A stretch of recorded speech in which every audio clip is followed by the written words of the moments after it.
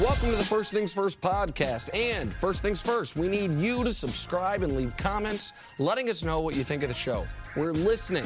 I'm Nick Wright, joined by two of my favorite people, Jenna Wolfe, Chris Carter. Now, let's get the show started. Well, hey there, everyone, and welcome to First Things First. Alongside the Hall of Famer Chris Carter and Nick Wright, I am Jenna Wolfe. And guys, what a weekend we had. Let me just start before you jump in, because you had a day that we did not. I was falling asleep last night. I had the remote in my hand, and I must have just fallen asleep. And all of a sudden, Steph comes running into the bedroom, jumping on top of the bed, screaming something I didn't know. Either our house was on fire or the Vikings somehow came back and won that game. And I took B, and I was right, and it was an unbelievable finish. I am still coming down from that. But you, my friend, you were there in person. Congratulations. It was amazing. I'm so happy. It was a great weekend. Great football.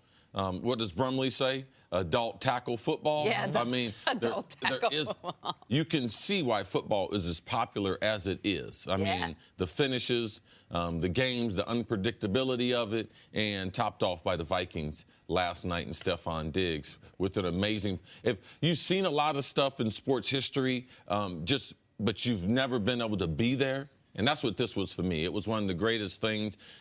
It's definitely one of the greatest things I've seen live happen. And it was like, did I witness that happening? And you have been a good luck charm for your teams this year. You were at the Penn State-Ohio State game with a huge Ohio State comeback. Yeah. And then you were there on the sidelines pre-game. I know you're going to tell the stories later, but he might have coached up some of the star players in this game. I'm so happy you got to experience that at the game and then take a nice little trip back here a couple hours ago. So I'm so excited to talk to you about it this morning. Literally, he landed 8 minutes ago.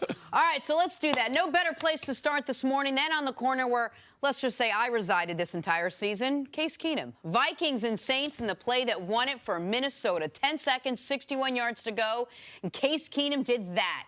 He somehow found Stephon Diggs on a play called 7 Heaven, turned into a 61-yard touchdown pass, escaped anyone saying otherwise into the end zone to give the Vikings the 29-24 win. Am I doing the excitement to this game justice? Here is Case Keenum after this game.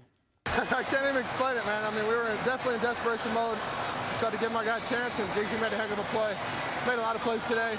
You got to give our guys credit, man. We fought to the very end, and that's special, man. That's one of the most special times of my life. They count us out all the time. Nobody think we could do it. This game was over. I don't stop playing till the clock hits 0. So, CZ, one of the things that we talked a lot about this week was how loud it was going to be there and how crazy the fans were going to be. Absolute pandemonium. I could only imagine you were there on the sideline when this thing ended. Just give us a little taste of the flavor, the atmosphere of what was going on there. Well, the Vikings for a long, long time, even before they got U.S. Bank Stadium last season with the Metrodome, had always been known as one of the loudest stadiums in the NFL. A lot of that manufactured, not authentic noise, but sound, speakers, and the fan. We got great fans, but it was a smaller stadium.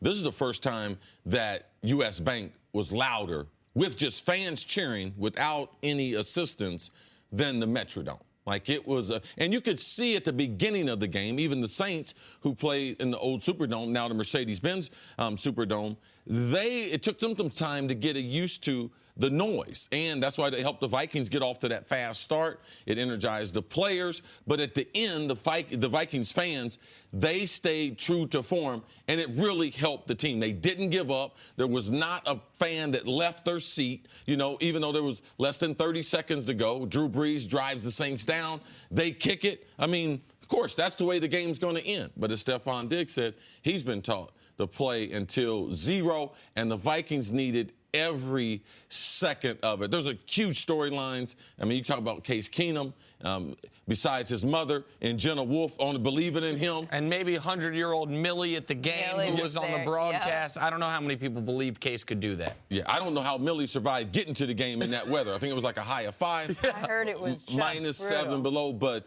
it sets the stage not only for great championship weeks we have in the AFC and the NFC, but it also sets the stage that 3 weeks from yesterday, someone is going to get crowned Super Bowl champ.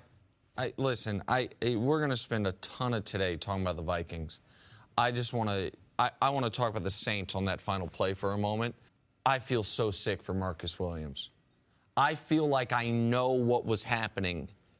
He sees the ball. If people don't know, like because the Vikings have no timeouts there, all you have to do is tackle them inbounds and the game is over. The Vikings are running everything to the sidelines, hoping to either set up, if they go shorter than that, a better shot Hail Mary. If they complete that and get to the sidelines, you've got a very makeable field goal. And it looked like it was setting up for the Vikings to potentially have their heart broken on a field goal at home again. Like that's when they were driving the ball down the field, that it was maybe going to be a 50-some yarder by Kai Forbath, who had just made a great kick a few minutes earlier. And I feel like Marcus Williams, who had the interception in this game, who had a great rookie season. Yes. Just panicked. I think he was worried about a pass interference call. He definitely was. Because pass interference, they stop the clock, and then they can just kick the field goal right there. Right. This is the biggest problem. When they play two deep safeties in a Hail Mary situation, the safety is a lot wider than he would normally be. Typically, he would be inside the numbers running at an angle to the wide receiver. But because it's a Hail Mary or because they don't have timeouts, he's already wide. So it puts him in bad position on Diggs. But he should be going up and just try to knock the ball down. Of course. Now, when he made up his mind that he was going to try to hit him, he realized that he was there a little too early. And then he tried to pull off, because in that situation, you have to realize the defensive coaches are saying there's two things we don't want to happen, all right? Number one is pass interference, and number two is don't rough the quarterback to give him another play. So him being out of position, because in that situation, the safeties are a lot wider. He arrived at the play early, so he didn't want to pass interfere, and in doing that, he wiped out the other defender. I mean, it's like you can't make this kind of stuff up. I get it. It's pro football. I know he's paid. I know he's at the top of his profession. He's supposed to make any play but the one he made. But, man, I just feel sick for him. Like, he had played so well this year and very well in this game, and in the one moment that, by the way, he will have to have an amazing career that includes winning a championship for this not to be the first paragraph of his football obituary, and that's brutal for him. And he was just trying to avoid the bad play, and instead he made the worst play possible. And Diggs, as you can see, Zimmer said after the game, he wanted Diggs in the moment to go out of bounds. I thought Diggs needed to go out of bounds because I just assumed there was another guy coming. Right, Man, that's all we were yelling was go out of bounds. But then I was like, we need a touchdown to cover. But unfortunately, even though, yes, he will be sick to his stomach, and yes, this is what he will be remembered for unless he changes the course of his own history. I mean, this team should not have been down that many. This Saints team should not have been down that many and had to play catch-up. And they did, and you can point to a number of different ways and times where they could have gotten back into this game, but the Vikings just came out strong and fast. They upped the tempo. They did exactly what we said. They didn't give Case Keenum a chance to ease into his first playoff game. They said, get out there, throw the ball, and he was successful, and they were able to pile up points early. Right. I think it might be known, too, because I had to think in real time. What if that play doesn't happen? Man, we're talking about Drew Brees, because to me, New Orleans was the most difficult offense and team to be able to figure out here at the rest of the teams that were left. When I was looking at the Vikings, who's their worst matchup? That was with Drew Brees and the double running backs and their ability to be able to throw the ball down the field. But, man, we would have been talking about Michael Thomas and Drew Brees. Man, Drew Brees, and can he be the team that does this? Like, we would have been like, yeah, absolutely. Drew Brees might be the best throwing quarterback left in the tournament. Michael Thomas in the second half against Xavier Rhodes. I mean, he was beastly. Against a first-team All-Pro. I mean, he won that battle repeatedly. You're talking about the very seldom you're able to see good on good, number one on number one. And there's nothing Xavier Rhodes could do about it. But their ability and Sean Payton's play calling. Oh, my goodness. How about a wide receiver pass on the biggest play of your season? 3rd and 1. Biggest play of your season, 3rd and 1 in the playoffs. What are you feeling like in the stadium watching it develop? Because it was open. Like, it was a good play call. It's open. I don't know if it scores, I felt the Vikings had gotten away with one. You know, because you're talking about huge momentum. They were having a hard time moving the ball on the Vikings all day. But in the third and fourth quarter, Sean Payton, he changed the tempo, and the Vikings were having a hard time like the Saints were in the first half. But this was one of those moments right there, but tremendous call by Sean Payton. Man, it's a great football game, great chess match going back and forth. Listen, you mentioned Michael Thomas. As an aside, Michael Thomas broke most of Odell's records for most production through first 2 years. We just don't know his name because doesn't talk, he's not flamboyant. He's just gone out there for 2 straight years in New Orleans, first 2 years in the league, out of the Ohio State. There you go. And been highly productive. He won a matchup with arguably the best corner in the league in the second half of that football game. You mentioned Drew Brees. Drew Brees had the worst first quarter of his life. 1 of 6, a pick, and a 0 quarterback rating. 0. A 0 for the first quarter. Show the half-by-half breakdown of what Drew Brees was. First half, terrible. Second half, perfect. That is a nearly perfect half of football against maybe the best defense in football. At worst, the second best defense in football. So you're absolutely right. Those all would be storylines. But the Vikings, it was like, to me, watching it from afar, and this is why I was so happy for you, bro. The Vikings have had such, from before I was born, bad luck. Like people say luck, luck, maybe it all evens out in the end, but when you only have so many years of football and so many games in a season, it takes a long time for things to even out. And I thought when Forbath went out there for the kick, the first, what could have been the game-winning kick, I was thinking to myself, man, we said Friday, one of these games is going to be decided by a kicker. None of these games have been decided by a kicker yet. Please don't let him miss it. And he makes it. And then for the Saints to come back down and take the lead back, it's like this is how this is going to happen again. And instead, the Vikings become the first team in NFL playoff history to win on a walk-off regulation touchdown. And in one of the greatest finishes to a sporting event I've ever seen, bro. All right, we're going to talk about this a lot more over the course of the next 3 hours. We want to hear more about what you saw at the game. Next up for the Vikings is the Philadelphia Eagles. CC's heading outside to do the rest of the show there. But at least his kepi will be warm, if you know what I'm talking about. Good stuff, CC. Coming up. Heading your way, Philly. The Steelers, they hosted the Jaguars. What were the odds of the Steelers scoring 42 points and losing this game? 40-1, 50-1, 1,800-1. Clearly, I don't know how gambling works. Nick Wright tweeted something along those lines. Unbelievable. After only scoring 10 points last weekend, Blake Bortles and the Jaguars put up 45 points to beat Pittsburgh. So what did they win? They won a shot at the Patriots. As for the Steelers, they're heading home. Here is Big Ben after the game. Obviously, if you don't win the Super Bowl, you've underachieved, right? Because that's always our goal. It wasn't our day. It wasn't our year. Those significant moments kind of define you, particularly this time of year, and they made those plays.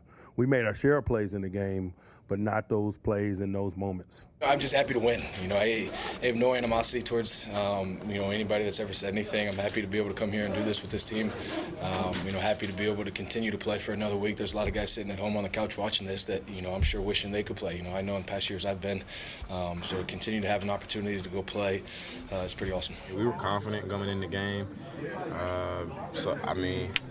I can't tell you why they were so confident, but that went out the door real quick. All right, Nick, this was surprising to you. You didn't see this one coming. I don't think there's anyone in the world that saw the Jags winning like this. No. We talked on Friday. Even, just full disclosure, even Jacksonville, even Jalen Ramsey, even their thoughts of the game, they thought they would win, but it wouldn't be in this fashion. 17-14. Correct. The total in this game that Vegas set was 41. That's for both teams. Each team hit the total by themselves. It was surprising the Jags won.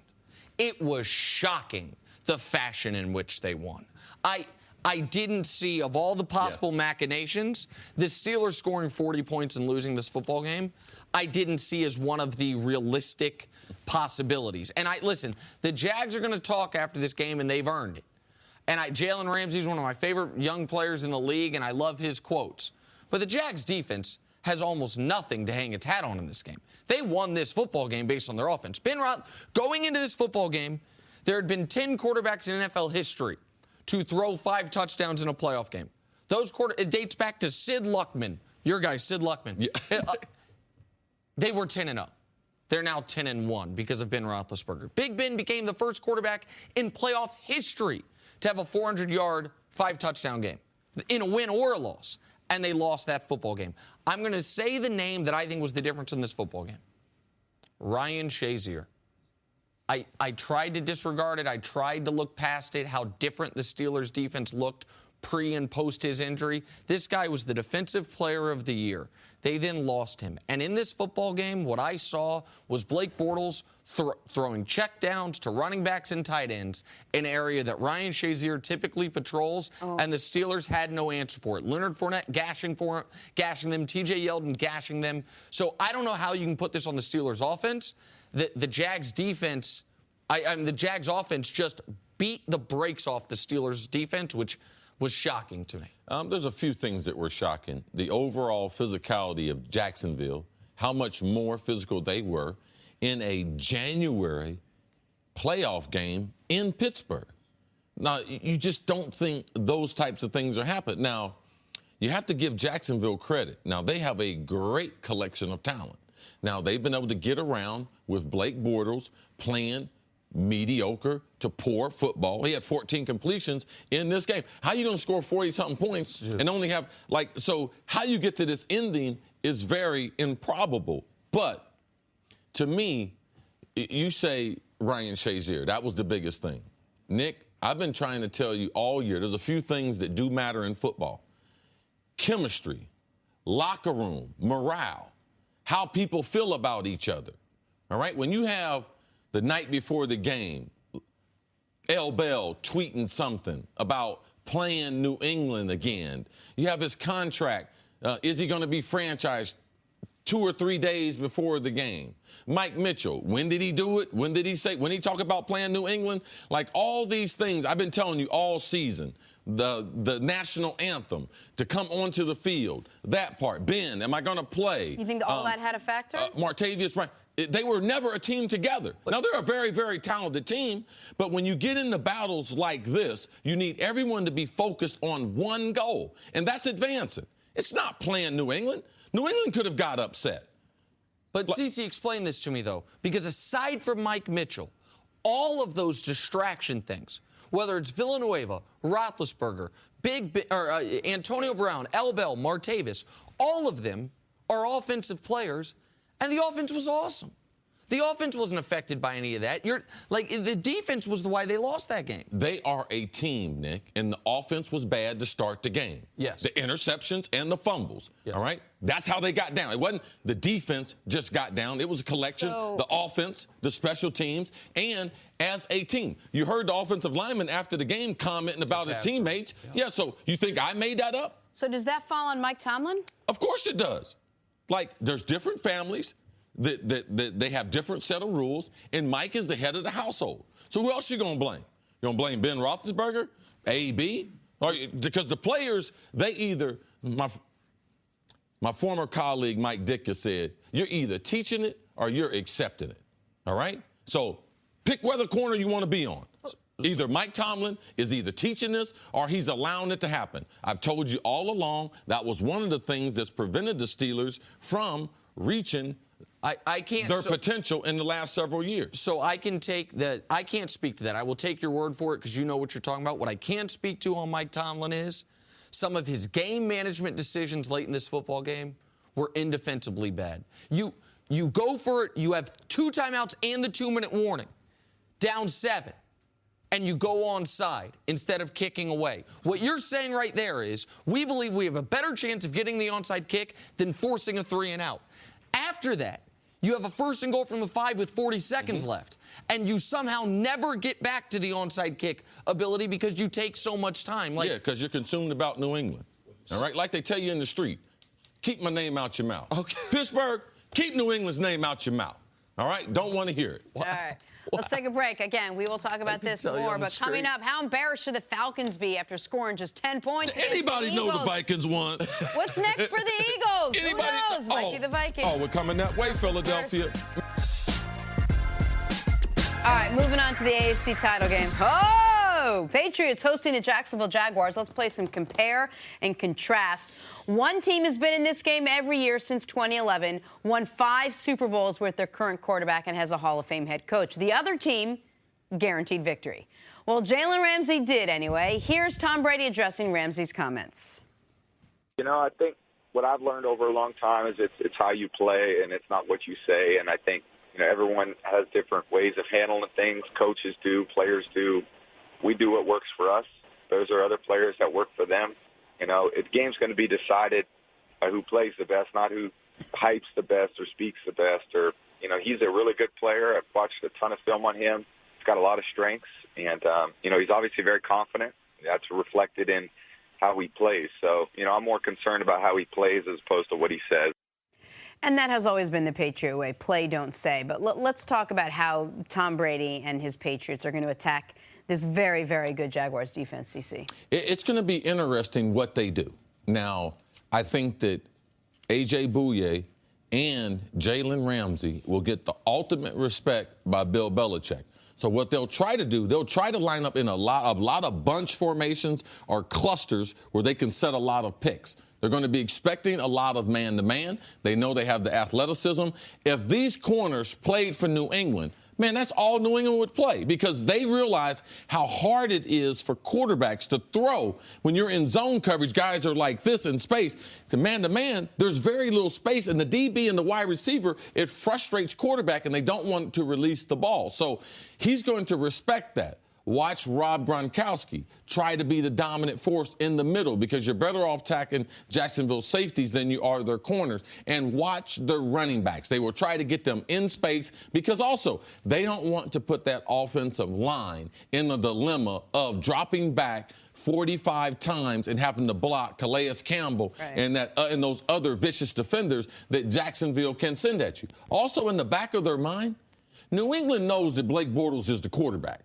All right, so Tom, he will not force a turnover. He knows that they can punt the ball. He's going to have plenty of time, so he won't be rushed. It won't be like Pittsburgh. If he was playing Pittsburgh, Ben Roethlisberger, the triplets, it's a different set of pressure because they can put a lot of points on you. So Tom will be very, very patient. Gronk and the running backs, I believe, will be the featured part of this offense, and I wouldn't be surprised if they negated the running game, New England. I believe the weather's going to be unseasonably a little bit warm, and I believe they're going to throw the ball more than we ever thought going into this game. All right, before I get to my thoughts on it, it is something we touched on yesterday, but I want to reiterate it today, get your opinion out there on this, because the general conventional wisdom, I know you tell me, stop listening to all these podcasts, stop doing all that. No, listen to me. Okay, right. Stop listening But the to them. general, a lot of the commentary surrounding this game is the Jags are going to put Jalen Ramsey on Gronk. Their best defensive back on the Patriots' best weapon. Jalen's also a big corner. He's 6'1". He's strong.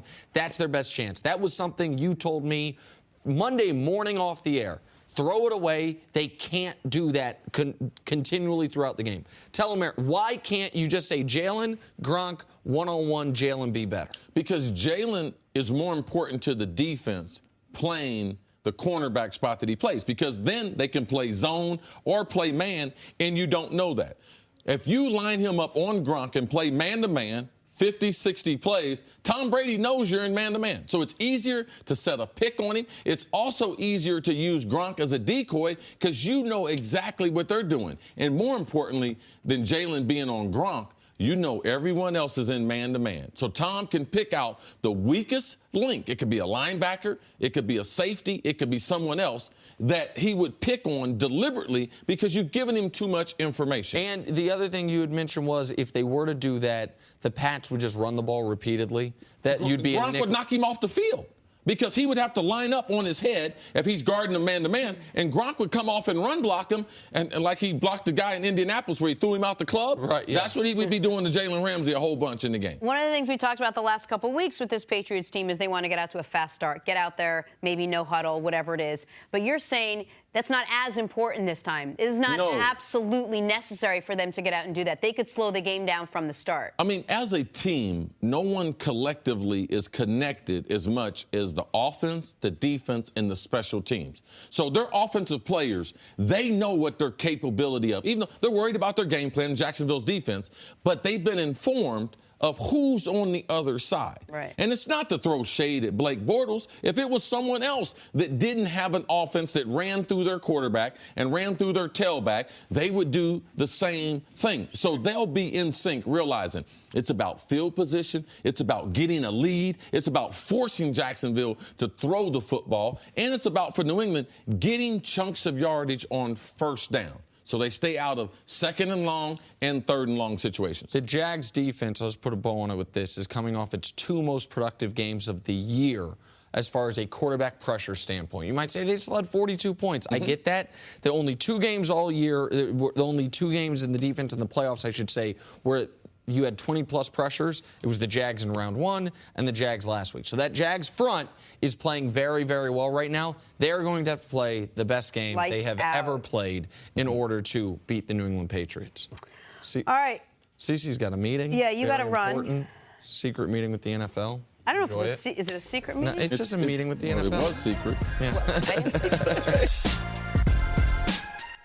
Welcome back to First Things First. Joining us now is Chris Canty. What up, man? Never a dull moment on the show. Not even and sometimes on the commercial breaks are as exciting as these segments themselves. We will not get into that. True story. Let's talk about some football. There are 305,000 people who live in the city of Pittsburgh. And all of them drink bone broth. Oh, who brought that up?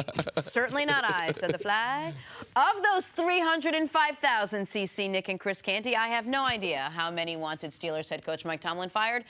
Didn't matter because the Steelers went in a different direction, letting go of the offensive coordinator, Todd Haley, instead. Haley had served in the role for the past 6 seasons, but had a friction-filled relationship with quarterback Ben Roethlisberger. Chris Canty, how much pressure is on Roethlisberger now that Haley is gone? I don't know if there's too much pressure on Roethlisberger because you're talking about a Super Bowl winning quarterback in, I guess, the twilight of his career. No matter how he performs over the next couple of seasons, it's not like the Pittsburgh Steelers organization is going to push Ben Roethlisberger out. Right. Now, that being said, I don't think it was Todd Haley's fault that this team struggled and didn't get past the Jacksonville Jaguars in the divisional round because they were able to score points. It's just the defensive side of the ball couldn't stop the Jacksonville Jaguars offense from scoring points. So when you look at that, if you want to criticize anyone, you got to criticize Keith Butler, the defensive coordinator. He hasn't had any answers in terms of how his defense can be productive since they've been missing Ryan Shazier out of the lineup. That inside linebacker position is a sore spot for the Steelers right now. I don't know what they do this offseason, but they got to address it, whether it's free agency or the draft, because I don't think you can rely on Ryan Shazier coming back healthy next year. And given this was the year of injuries.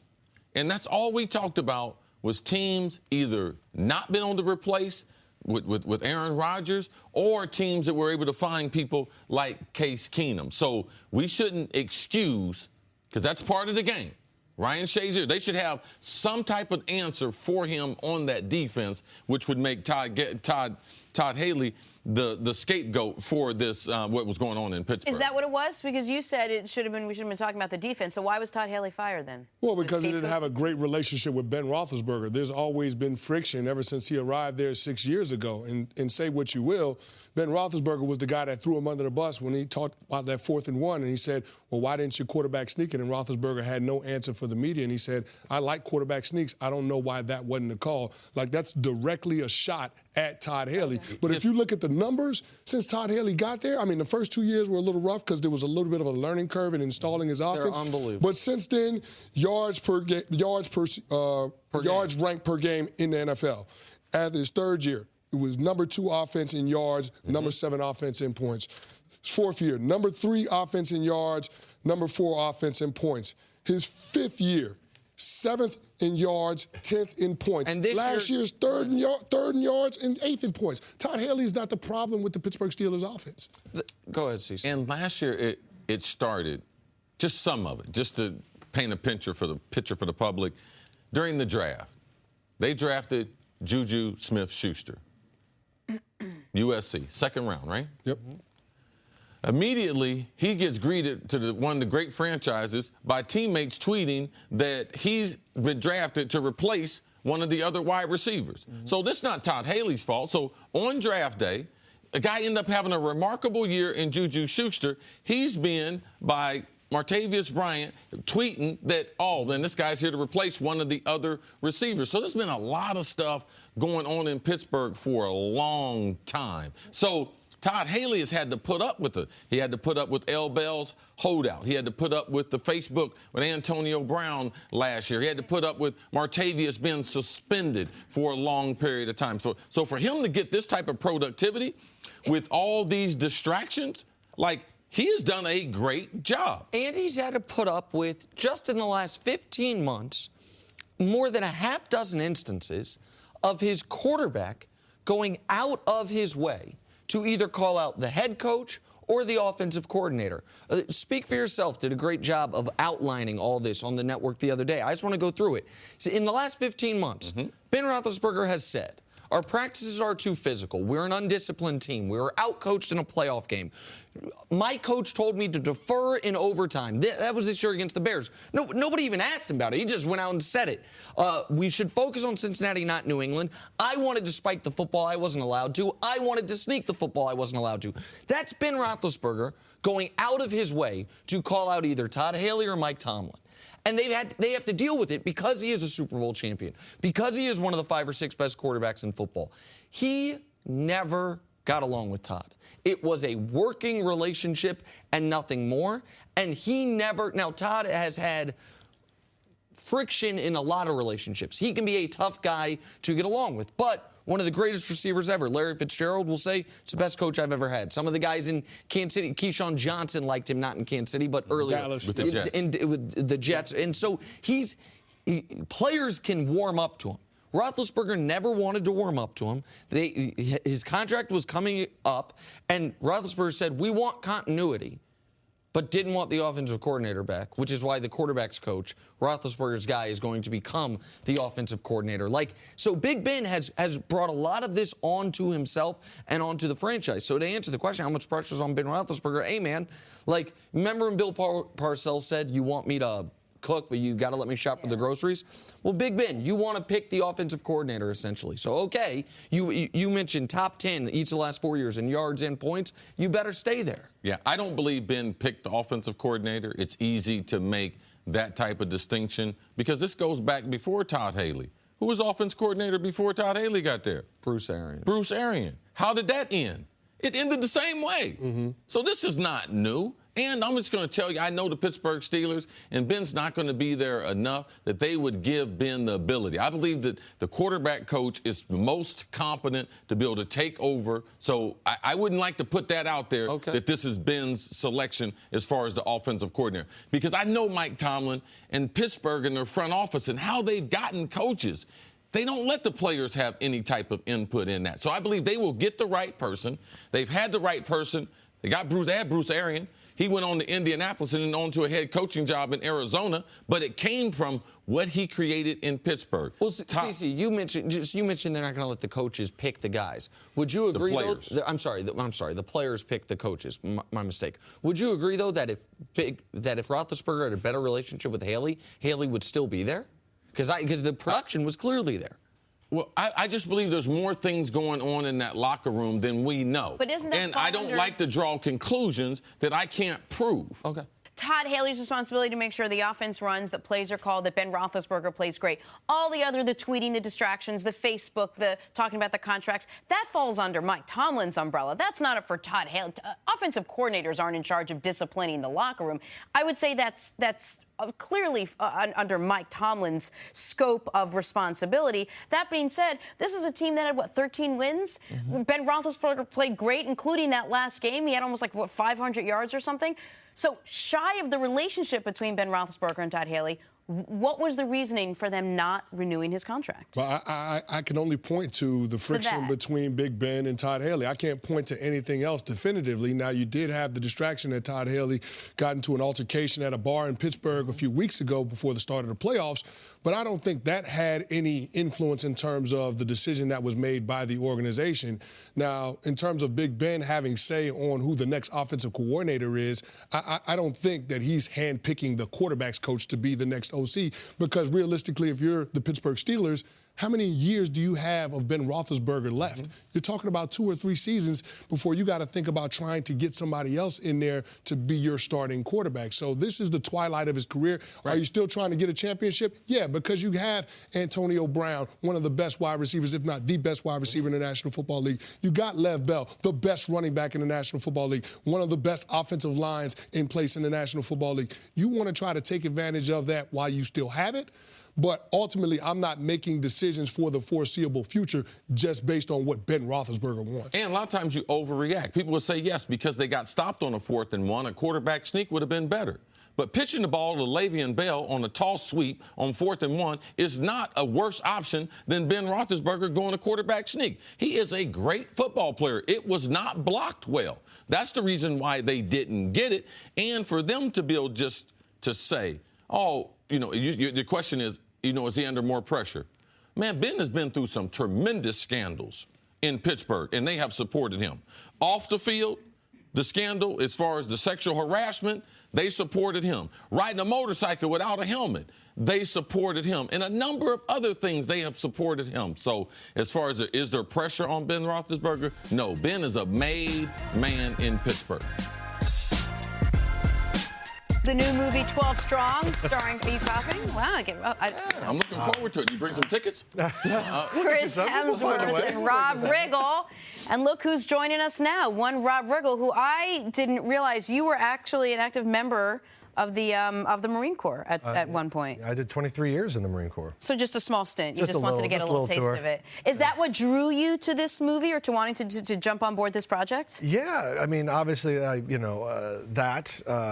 also the story is one of the most fascinating stories in military history. If you look into it, the book Horse Soldiers is what the movie's based on, but it was a classified story for a long time. Now it's been declassified, and finally, 17 years later, they're getting to tell their story. The interesting thing, I'll try to give you the Reader's Digest version. So when I went over, this story takes place in October of 2001. I went over and joined this unit in November of 2001. And I worked for Lieutenant Colonel Max Bowers, who I am now playing in the movie. So I'm playing my old boss in the movie. Get out of here. Yeah, so if people people should see the movie, but just if people don't know the story, I mean, the tagline is they watched in terror on September 11th, they volunteered to fight on September 12th. But since you experienced it firsthand and made the movie, can you just give us a little version of what was actually going on here, what these guys were trained or asked to do in this circumstance? Well, basically what happened is right after 9/11, we were looking to figure out, one, who did it, and how we were going to respond to it. When we finally, we figured out obviously pretty quickly that it was Al Qaeda, and then that they were being harbored and protected by the Taliban in Afghanistan. So the Northern Alliance, who was already in Afghanistan and currently fighting the Taliban, their leader Mossad was assassinated on September 9th.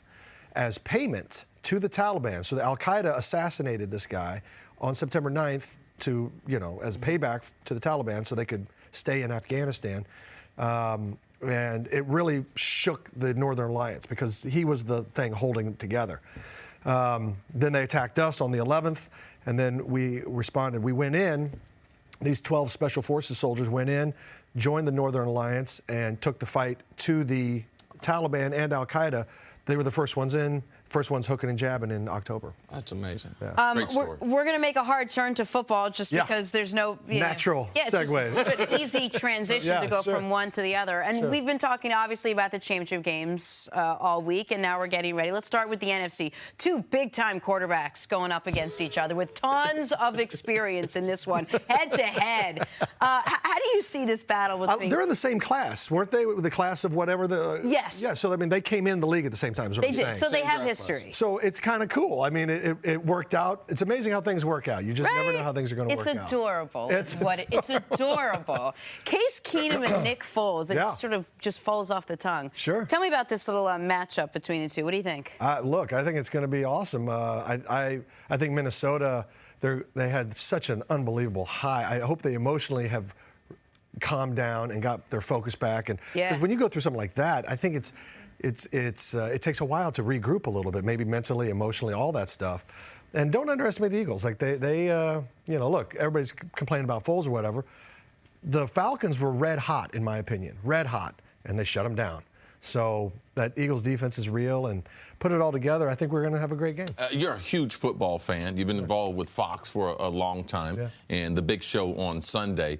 Where were you, and what was your reaction to the Minneapolis Miracle?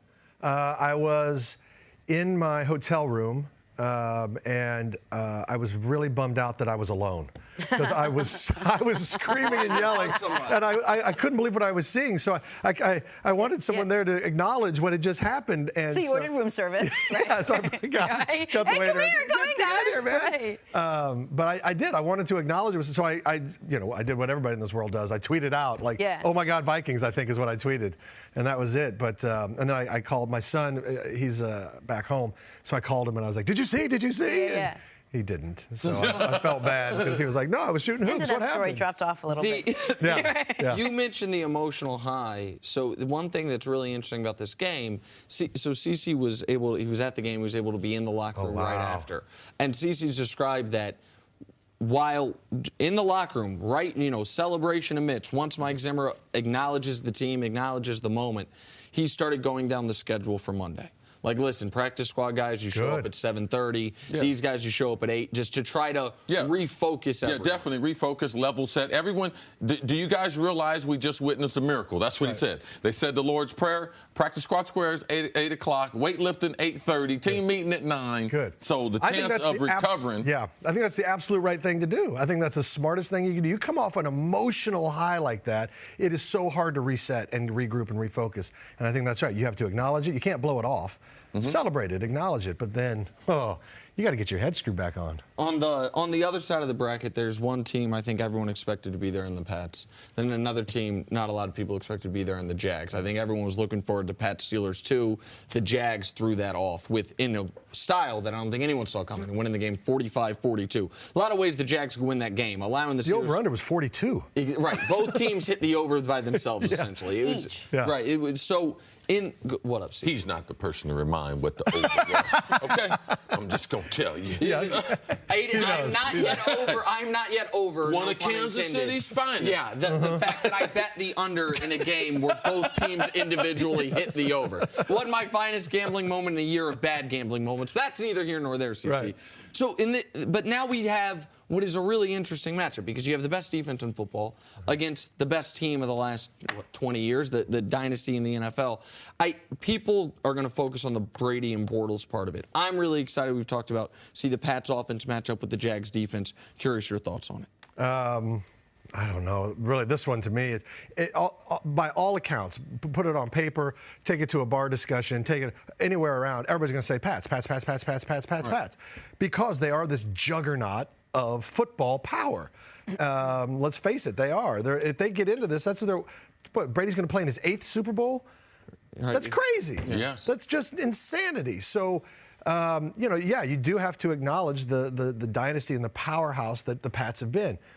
But the Jaguars didn't just walk into this. They didn't just accidentally show up to the AFC Championship. They're there for a reason. And look, as a football fan who doesn't have a dog in that fight, I just want a good game.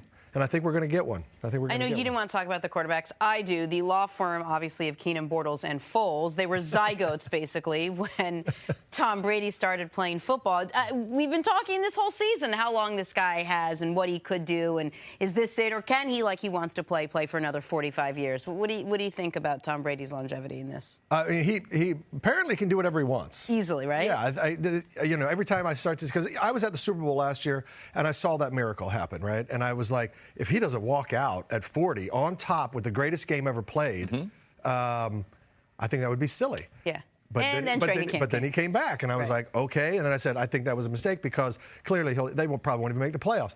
Well, now he's playing the AFC Championship game, and he's got a pretty good shot at making the Super Bowl again. So what do I know? I clearly know nothing, and he can do whatever he wants. Rob, Blake Bortles, you tell a bunch of jokes. Blake Bortles is the punchline of a lot of jokes in the National Football. Is this the game that he removes that title as the punchline of the NFL? It could be. Yeah. I mean, if he shows up and does everything So you're crying about it. I am. It's making me emotional. This could be Bortles' big moment. This is it. That's my quarterback. I've waited so long. Is Rob still emotional like I am that somehow the Kansas City Chiefs want to These are Chiefs tears. I mean, they haven't stopped. They haven't We've stopped. been suffering with this so guy. people don't know too? Rob's from the same place I am. He's from Kansas right. City. He grew up on the Kansas side of the state. I grew up on the Missouri side of the state. But regardless, Yeah. Did you believe in them this? Because I got fooled again. Well, those first 5 games, I was pretty hard to live with and be around. Then, of course, I was brought back to earth. And then we got hot again, and I thought, this is great. We're peaking at the right time. You know, here we go. And then the first half of the playoff game, it felt like that. I don't know what it is. Arrowhead is such an advantage, but we haven't won a playoff game at Arrowhead since Montana was our quarterback. Yeah, I know. Yeah. He's really upset about it. I mean, it's just So I just They're killing me, man. That's the real devastation of it all, because you felt like they felt like the AFC. There were some weak points this year. I always. That's part of being a fan. That's fandom. I am always for the Chiefs. I'm always on board with the Chiefs. Their fate is my fate. I have to live with it. But yeah, they're killing me. I try to be the resident funny person on this show. Otherwise, things get just a little serious. So I very much appreciate and love what you do every Sunday before we get back. But what if she says next is not funny? Don't be concerned. Okay, yeah. That's not true. I'm not trying to be funny. When one doesn't try to be funny, one is funny or one is not funny. Just a natural natural talent. thing. You and Rob share. How much do you enjoy the stuff that you get to do on Sundays? We love watching you. I thank you, and I appreciate that. I love to do it. It's a kind of a narrow lane. Sure, I got about 1:45. Maybe. Sometimes. Hey, and sometimes if it's a same. one-game thing, like the Thanksgiving, I got 30 seconds. Right. And I got to make my picks, and I got to be G-rated. Not even PG, G-rated. They're really hamstringing you and there. it's the NFL, so I don't want to upset them. Okay. Right. Otherwise, Fox gets slapped, and then Fox slaps me. Yep. Right. So, it's a narrow lane with which to do comedy, and every week we got to come up with a sketch, So we try our best. Yeah. Do you have one this year that you think back on that you're like, that's the favorite thing we've done? Yeah, we do song parodies a lot. Yeah. And we did a Thanksgiving one that was kind of fun, I thought. They did a song parody without you at the Upfronts this year that involved Terry and Howie rapping. Yes. I think you would have been very, very much appreciated. I think mercifully I was filming a movie. I was just going to say, you're probably lucky and happy that you weren't there. Welcome back to First Things First. If it weren't for the unreal ending to the Vikings-Saints game, the play we might all still be talking about would be that catch right there, made by Adam Thielen. And would you look at this? Who got up early to join us this morning on our show? Adam Thielen. Adam! Yes. Applause all around. First of all, congratulations. Thank you so much for being with us on the show this morning. How you feeling today? Pretty good. I can't complain. Obviously we're ready to get back to work, and we're sick of seeing the Minnesota Miracle. We're ready to get back to Philadelphia. Well, great news, because we're going to talk about it for yet a little bit longer.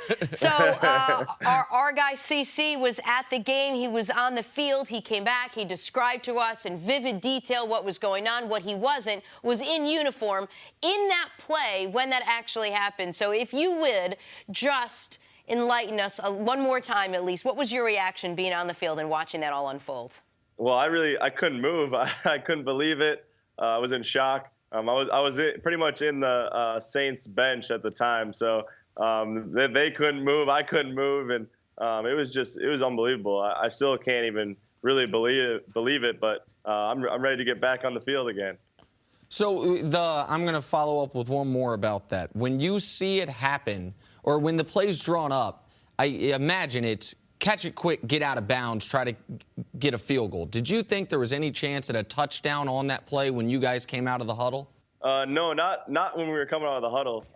Case told us before we lined up, he said, hey, somebody's going to get a chance here. I'm going to give somebody a chance and make a play and get out of bounds. And when I saw the ball in the air, though, was when I really, felt like we had a chance to actually score because there was nobody behind Diggs, and the way that the safety missed him, I was just hoping he stayed in bounds and stayed on his feet to score, because it was pretty unbelievable. There was nobody behind him to have that guy's back. The one thing that we felt a little bit bad about as fans watching the game was that we weren't in the locker room to just get a sense of what that celebration felt like. So can you just describe the moments afterwards when you all finally got in there, when the euphoria was just starting to settle in and kind of whirl its way up? Yeah, I mean, to put it in perspective, I guess, all the work we put in since OTAs, training camp, all the practices through the season, all the games in the season to actually have this opportunity. I think it all kind of just came out in the locker room like, wow, the work is paying off.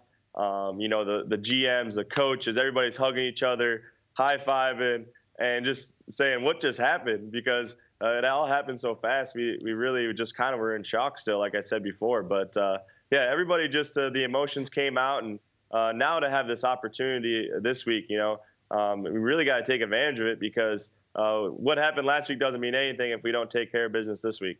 After looking at the tape, I know Philadelphia, they're very, very impressive, Adam, from a defensive standpoint. They got a rotation, 7 defensive linemen going out. They play some man-to-man coverage on the outside, also play some zone. What do you look for as far as this matchup with this Vikings offense going against this very, very good Philadelphia Eagles defense?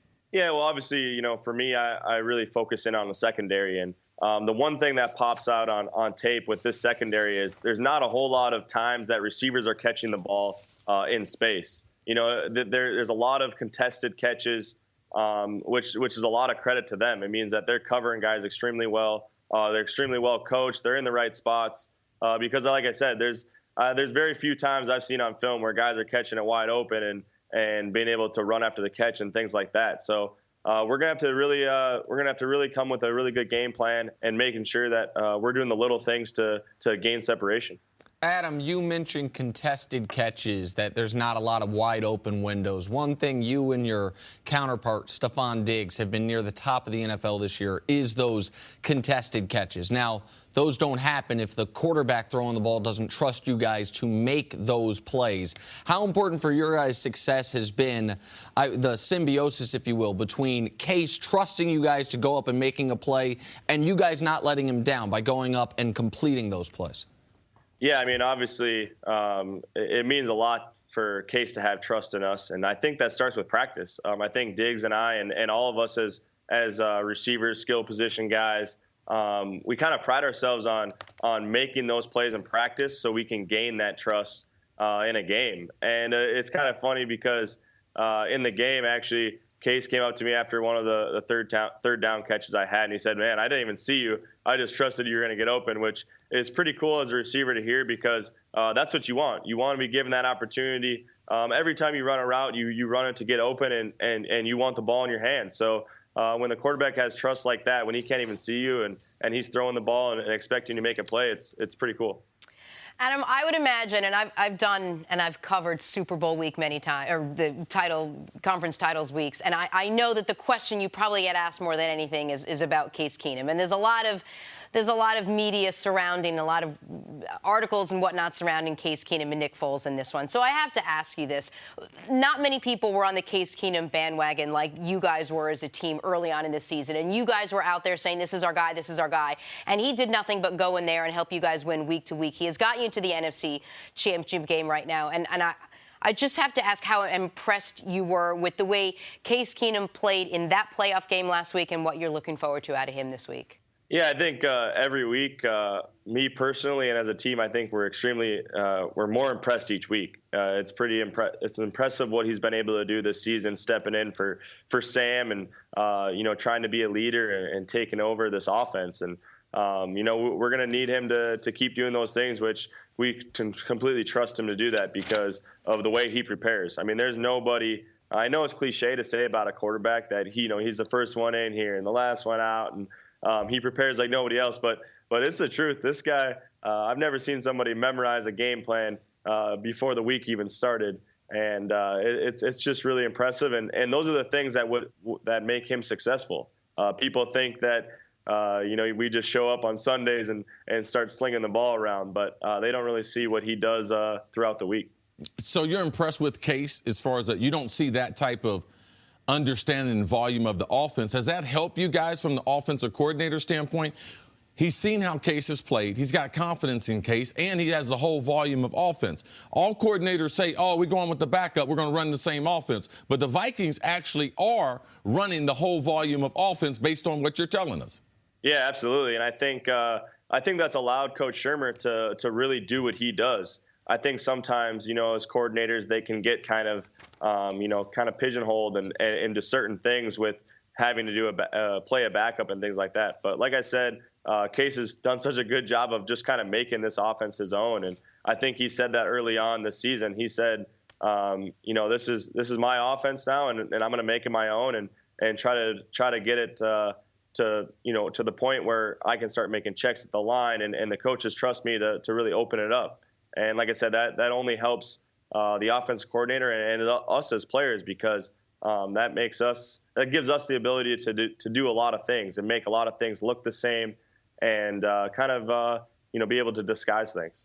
This was your first career divisional round playoff game. You've got Chris Carter, John Randall, a bunch of other all-time Vikings greats on the sidelines. Before the game, you can really feel the importance of it. Can you tell us what that was like pregame? And if you would, because CC, he won't tell me, what did he say to you after the game? Just spill it. I'll mute his mic. Just tell us both those things, please.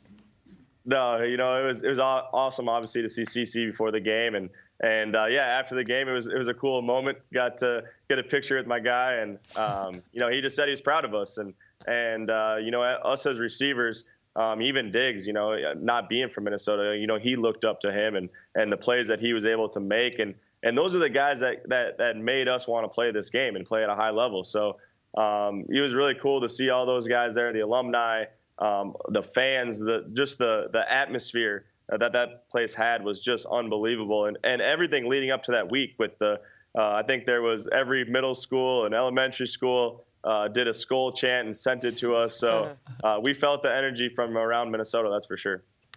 Adam, no extra pressure, but it's very, very rare that we hear of a story like yours. No scholarship opportunities, not invited to the combine. As a little boy, you had a lot of dreams, but a lot of those dreams included playing for the team that potentially you get a chance to go to the Super Bowl. Adam, be honest with me. What would it personally mean for you? So many people have given up on you. People said you were too small. You shouldn't play offense. All those things. To be 60 minutes from making the Vikings potentially get the team to a point where they've never, ever won the Super Bowl before. Inside as a little kid, what's it feel like? Yeah, I mean, it's unbelievable to think about that. I think for me, honestly, just all the work I put in, all the work that this team has put in, you look back to how long ago OTAs seems and training camp and things like that. And like I said, just all that work that you put in, that's what makes it even more special and what makes it even more, even makes it a bigger game, because you don't put all that work in and you don't do all those things. You don't, go through high school and try to get into college and try to make it in the NFL. You don't do all those things to not want to win a Super Bowl. So, that's the main goal. That's the thing you always look for every season. You start the new season, and that's what you want to do. So obviously we know this is a big game and something that we've been working for and striving for a long time. So this opportunity doesn't come very often either. So we're going to try to make sure that we take advantage of that. Well, Adam, we know you do still have more work to be done. It is 7:30 a.m. where you are. You have a full day and a couple more days until this game. We wish you the best of luck, and we thank you so much for hanging out with us today. Thank you so much, Adam. Good luck, man. Yeah, thanks, guys. I really appreciate it. This time Monday morning, we're going to know who's in the Super Bowl. Yes, we will. All year long, we've talked about it. Yes. It's our last show we do without knowing it. I'm so excited. This is what we look like without having Super Bowl knowledge. Exactly right. And this is what Chris looks like after being poisoned by his co-host. Oh, right. Okay. We will get to that at some point in these 3 hours. Is he Jenna here? Wolf offers you candy or food product, make sure you check out the details, country of origin, and expiration date. Sometimes your intelligence backfires, okay? This isn't one of them. He's here and he's alive. You are here and you alive. And really, at the end of the day, when the bar is that low, that's all that matters. My stomach hurts like Tom Brady's hand.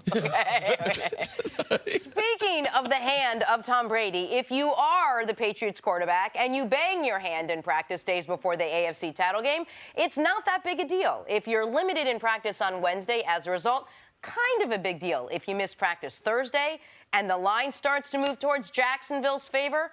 More of a big deal. Good thing they've got a backup quarterback in case of emergency. Oh, wait, hold on a second. CC, should we be concerned now that Tom Brady has missed practice Thursday and was limited on Wednesday? I'm a big practice guy. Yeah. And anytime that I see a guy's practicing, sometimes it's warranted. Sometimes the coach is going to give a player certain time. There's bumps and bruises, especially on Wednesday. Coaches are a little more lenient. Training staff is a little more lenient.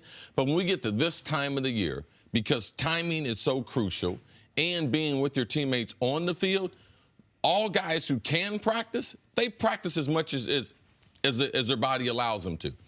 Tom Brady is a workout fanatic. He loves watching film. He loves being on the practice field with his teammates. So it's easier for me to jump to a conclusion with Tom because I've seen this. Other guys, I wouldn't be as concerned about. But with Tom, I know he wants to get every snap. Tom even wants to take the kneel down at the end of games. So I know it's very important. If he gets dinged on a Wednesday practice and then he misses part or most of the Thursday practice, of course I'm going to be concerned because Wednesday and Thursday is where they do most of the installation and most of the running. On Friday, it's just more maintenance, throwing out some things. They don't throw the ball as much. Now, Tom has more experience than anyone that's ever played this game. Now, he's going to need it, especially if he's banged up. But if he's banged up, watch for New England to change their game plan. Either watch for him try to throw the ball really short, either sideways, horizontally compared to vertically, and watch for him to try to run the ball because even though Tom's hand might be banged up, they know they're playing against Blake Bortles.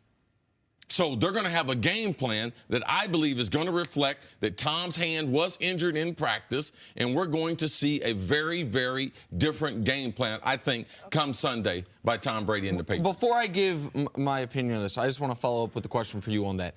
How hard is it to change the game plan Thursday? It's not that hard for New England. Okay. Because they have a variance of game plans going in. Like they might have come out and started throwing the ball, but saying we're going to get the lead, then eventually we're going to run the ball. And they are more game-specific, injury-specific, if they don't have Gronk, what they're going to do, if they don't have a James White. So it's easier for them to adjust than other teams. So that right there makes you have less concern because it's New England. All right, so I'm the resident gambling guy on the show. Vegas did take note of this. Vegas took note of this. The line moved more from Wednesday to Thursday than the line would have moved if Rob Gronkowski was ruled out of the game. Wow. The line moved 1.5, 2 points in some spots. Gronk's worth between 1 point and 1.5 points. So this was a significant line move from the Pats to 9.5 point And tell favorites. people what that means. That's the people are shifting where they're betting. All of a sudden, a lot of money came in on Jacksonville. Now, maybe that was just Joe Public, who saw our show, saw Skip and Shannon, said, oh, my God, Brady hurt his hand. It might be broken. Let me bet a bunch of money on the Jags. Or maybe it's sharp bettors. Maybe it's people with information saying, oh, there's now value on the Jaguars. But the line moving that much with one thing changing, to me, makes it noteworthy. Brady then missing practice. So I knew the line moved before I knew Brady missed practice. Brady then missing practice compounds it. But I also have to say, the Pats, if Brady had to play left-handed, then this quarterback matchup's a draw because they're up against Blake Bortles. This game's in Gillette. The Jags are coming off consecutive, very difficult playoff games, very different playoff games. The first one was a slugfest 10-3. The second one, a high-scoring duel. The Patriots, meanwhile, had a week off and then blew out the Titans. This is if you thought the Pats were going to win prior to this, to me, this is not reason to change your opinion. The Pats, in my eyes, are still heavy favorites going into this football game because of the experience, because of where the game is, and because no one thinks Brady's not going to play. No one thinks Brady's going to be out of the football game, just maybe not quite as effective as you would have hoped he could be. question for you. Just if we talk about him changing the game plan, what does it mean for the way, and I don't know this, the way you grip the football? Because you throw, right, with your fingertips. So what is the fact that your thumb is injured? Does that affect the distance he can throw, the velocity that he can throw? Right. They haven't been specific as far as is it the hand, is it a thumb, or a finger? If it's thumb, which a lot of quarterbacks hurt their thumbs more so when they're throwing because they release, their thumb goes down, and it typically hits someone's helmet. So it's typically some type of bone bruise. Hope it's not the same bruise as Sam Bradford, because if not, he's going to lose his hand. But it stings for a couple days, and I could see from a caution standpoint, also it makes sense why they had an X-ray. All right, if there was some immediate swelling, immediately get an X-ray at the facility to make sure that you know that it's not broken. And then the next day, you're going to keep it compressed to make sure that the swelling and try to get it to die down before game day. New England is very, very fortunate. It's going to be unseasonably warm this weekend, and that is going to help. If it had been the normal in the 20s, wind chill in the teens, that would affect a quarterback's hand more so. And anytime you see Tom Brady wearing a glove, because he does not like to wear a glove, that's an alarm, too, right there, that something is a little bit different than what we're used to seeing. Or that they want to cover up whatever it is and not let anyone see. And I know you think Mother Nature, as well as the refs and everyone else, is rooting for the Patriots. So there you go, Nick. I don't know who's rooting for the Pats, but I do know this. We thought it being unseasonably warm 48 hours ago, that was good for the Jags. Right. That all of a sudden the Jags aren't going to have to deal with the elements. It's interesting now with this, it could tilt it to where the Patriots are happy about this. I can't hear this, though, and not think about what was the biggest story of the Patriots' regular season, which is trading Jimmy Garoppolo. Like, I understand they have to deal with where they're at right now. I understand Brian Hoyer's their backup quarterback. He has experience in the system.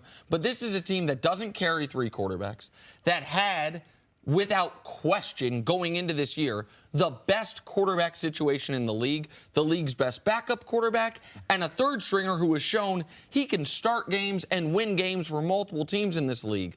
To go from that to be in the AFC Championship game where Brian Hoyer who hasn't taken a meaningful snap for the Patriots in years, where Brian Hoyer's your backup quarterback, it does make me think about not only the article about why Garoppolo was traded, the timing where he was traded, that entire circumstance. CeCe, what would have to happen for Brian Hoyer to be playing football on Sunday? Oh, a disaster. They didn't send something from North Korea and it's then hit us if he gets in the game. I mean, it's... So he's going to play with his thumb like this. I mean, they have to be. Could he be playing and they're losing so badly they pull him? Let's not forget, Tom Brady is a football player. All right, he's going to be out there. That's his team. All right, it's his legacy at stake.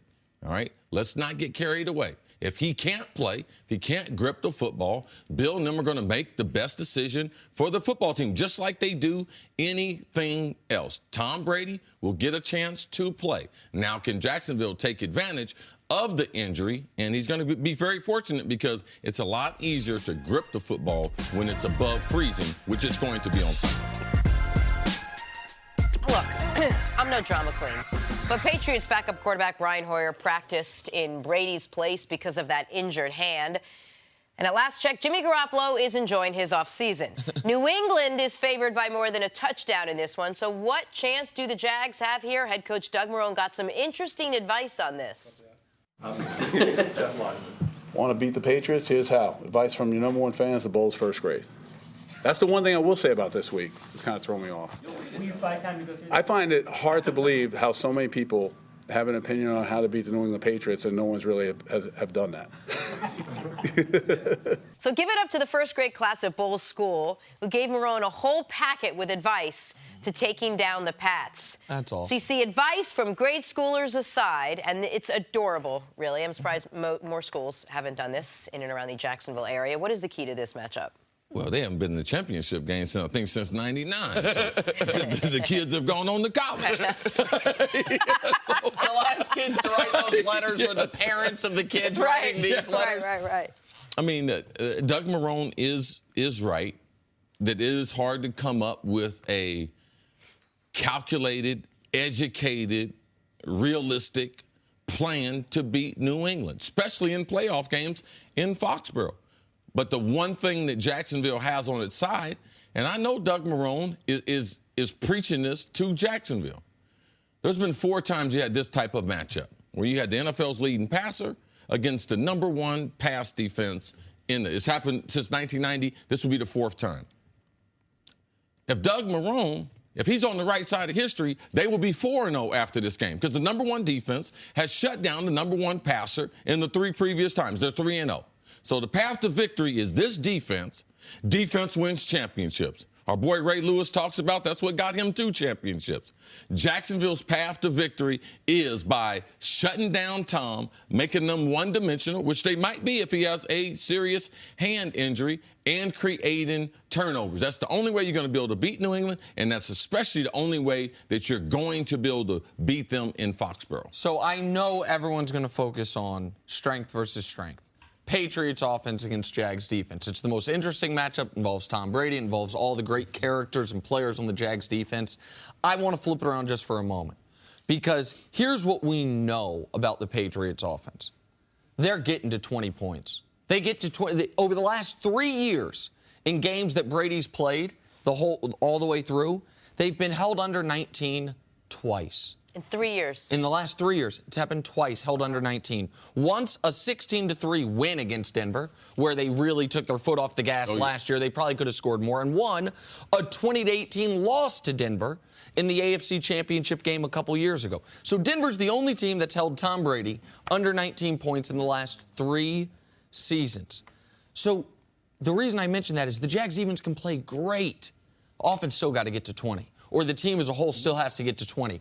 I don't think you can hold this Patriots. I don't think you can beat this Patriots team, no matter how good your defense is, 13-6. Remember when Ray was out here and I asked him, how many points did you guys feel like you guys needed? And he said 3. We only needed 3. And while that seemed hyperbolic, that team only allowed 10 points per game. This Jags defense, best defense in the NFL, they still allow 16 points per game. That's on league average. The Patriots will get to their 20. So how can the Jags get to that point total? To me, that is almost the underrated key of this football game, and I don't see them being able to do that unless Leonard Fournette has a massive football game. They could do it with the defense. The defense could create turnovers. They could score a touchdown. They could put them in field goal range with a field goal. I think one of the major differences is Pittsburgh's defense was not great in the red zone. They did not slow down Jacksonville. I believe New England's defense, they will tighten up. Jacksonville might get some yards on them, but they are exceptional in the red zone. So those trips, if Jacksonville has one less trip in the red zone yesterday, where they converted to a touchdown, they lose to Pittsburgh. Right? But when they got into the red zone, they got touchdowns. And that was a huge part to the game because at the end, that was a big difference. So New England, people that say they don't like their defense, they give up a lot of yards. Man, it's points. How many points will they be able to negate one from the red zone? Who's had the most success against the Patriots in the Super Bowl in the last couple of years? The Giants. The Giants and Tom Coughlin. How much of this week is going to be about Doug Marrone knocking on Tom Coughlin's door? And I understand Blake Bortles is no Eli Manning, but how much is going to be like, okay, you game planned against Tom Brady and a good portion of that offense? I want to make a point on that because I've heard so many people bring up that exact point. The Giants, what's the Giants' methodology? What was the Broncos' methodology? It seems to me their methodology of beating the Patriots is... It's nothing special about the Patriots or those teams. It's about the personnel they had. Because what's their methodology? Get to the quarterback without having to send extra guys. Get to the quarterback with a 4-man rush. Cece, tell me if I'm wrong. Isn't that every team's hope? Isn't that every game plan? But the Giants made it work, and everyone goes in trying to do that. Every team can't do that. Agreed. Every team does not have Pro Bowl corners. Every team does not have the type of rushers that they had that compiled the type of sacks. So, no, they want to, I mean, they say they want to get pressure, but they know they got to blitz to get pressure. So, no, every team's job is not to say, we're going to rush forward today because they know they can't get there. Go ahead, Jenna. I was going to say, then how did the Giants figure out a way to do it? They had the guys. They had the personnel, which is why... The NASCAR package. Right. They could put 4D... Go ahead. Yep. They could have a rotation of 7 guys. And when they got to 3rd down and long, they put in almost all speed guys. But the combination of what they had up front and their linebackers, they were physical in the secondary. They realized you had to bump these guys off the line of scrimmage. So collectively, the front end tied up with the back end, and that's what led to the victory. And you don't see hints of that with this Jacksonville team? No, I absolutely do see hints of that because of the point that I'm making is a lot of people are drawing the Tom Coughlin comparison. I think Cris Carter could be the president of the Jacksonville Jaguars. Their game plan is going to be the same. It's about the guys. It's about whether it's Justin Tucker, Calais Campbell. The biggest difference is when you have your voice in the room, you have proof. Tom Coughlin, I will listen to him on anything football, and especially how do you beat the Patriots. Doug Marrone said it. All these people out here giving advice on how to beat the Patriots, don't nobody know better than Tom Coughlin. So you can believe Tom Coughlin. He got Calais Campbell. He got A.J. Bouye. All these people came with Tom Coughlin. Doug Marrone's physical style, it matches Tom Coughlin. If you think Doug Marrone, man, he's a good football coach. If you're not taking advantage of the asset in Tom Coughlin, you are naive. Tom Coughlin is playing a bigger role in this game than the other 2 victories in the playoffs. Hi, everyone, and welcome to First Things First. I'm Jenna Wolf. That is the Hall of Famer Cris Carter. That guy right there still getting dressed is Nick Wright. And, guys, what an unbelievably exciting weekend we had this past weekend.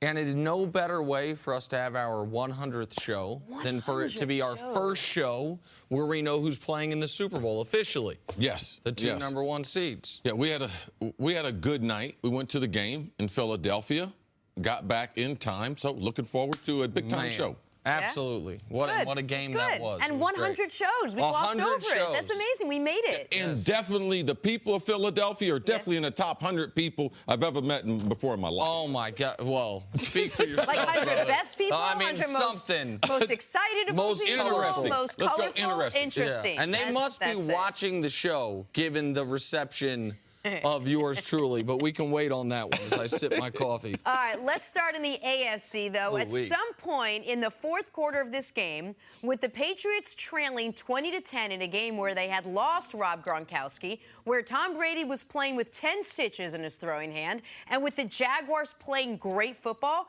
there was a Patriot fan, we'll call her Steph Gosk, who mumbled to herself quietly, "No problem." And she was right. Patriots behind Tom Brady pulling off another comeback win, beating the Jaguars 24-20. That's the most excited I've literally ever seen Bill Belichick. 24-20 to head to their 3rd Super Bowl in 4 years. Number 8 for Brady. The last 4 times the Pats have trailed by double digits in a playoff game, they came back and won. Here is Tom Brady. I mean, it's never really over until it's over with this team. So, you know, I was proud of the way we fought. It's a mentally tough team, and we need a lot of mental toughness today, and we found a way to dig deep and get it done. I mean, this was a little injury at the end of the day. It's certainly a big part of what a quarterback does. I mean, I've had a lot worse injuries than this, but if this was on my left hand, I could care less, but it's based on where it was, and, you know, we had to deal with it. I mean, look, Tom did a great job, and he's a tough guy. We all know that, all right? But, I mean, I'm not talking about open heart surgery here.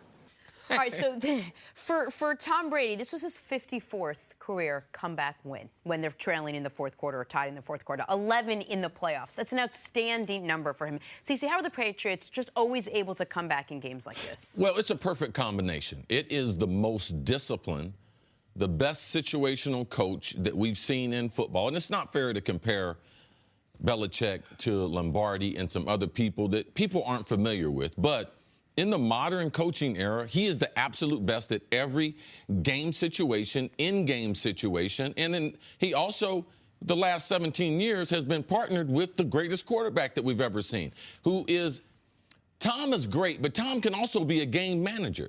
That's what he had to do yesterday. He had to manage his pain, be able to manage his emotions, manage the emotion of the defense going against the Jacksonville team that early they needed Tom to be at the best of his game. So it's a perfect marriage, Belichick and Brady. That's how they're able to do it because they get everything else buttoned up. They're going to be better in close situations. They're going to be better in 4 minutes. They're going to be better going into halftime. They're going to be better after halftime making adjustments.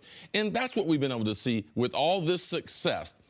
Typically in New England, you can't name it. We always say Tom Brady and Belichick.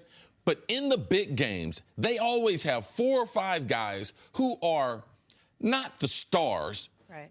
they're just supporting roles. They always come through. I'm talking about from back in the day. It was either Ty Law making an interception, Vrabel coming up with the sack, Teddy Bruschi, he reads the coverage and picks off a pass. Willie McGinnis. Gerard Mayo made big plays. I mean, this is how they do things. Belichick and Brady set the table, but these other ancillary players realize in these big games, they come up with plays. Stephon Gilmore coming over from Buffalo, signed him to a big-time contract. He gets the knockaway on 4th down. So there's not one thing, but the way they go about business leads to them being better at critical situations, Nick, than other teams in the NFL. The Stephon Gilmore point's a great one. I mean, that was their big free agent signing. 20 weeks ago, they wish they could send him back to Buffalo. And he seals the game to send him to the Super Bowl. I mean, you were mentioning guys.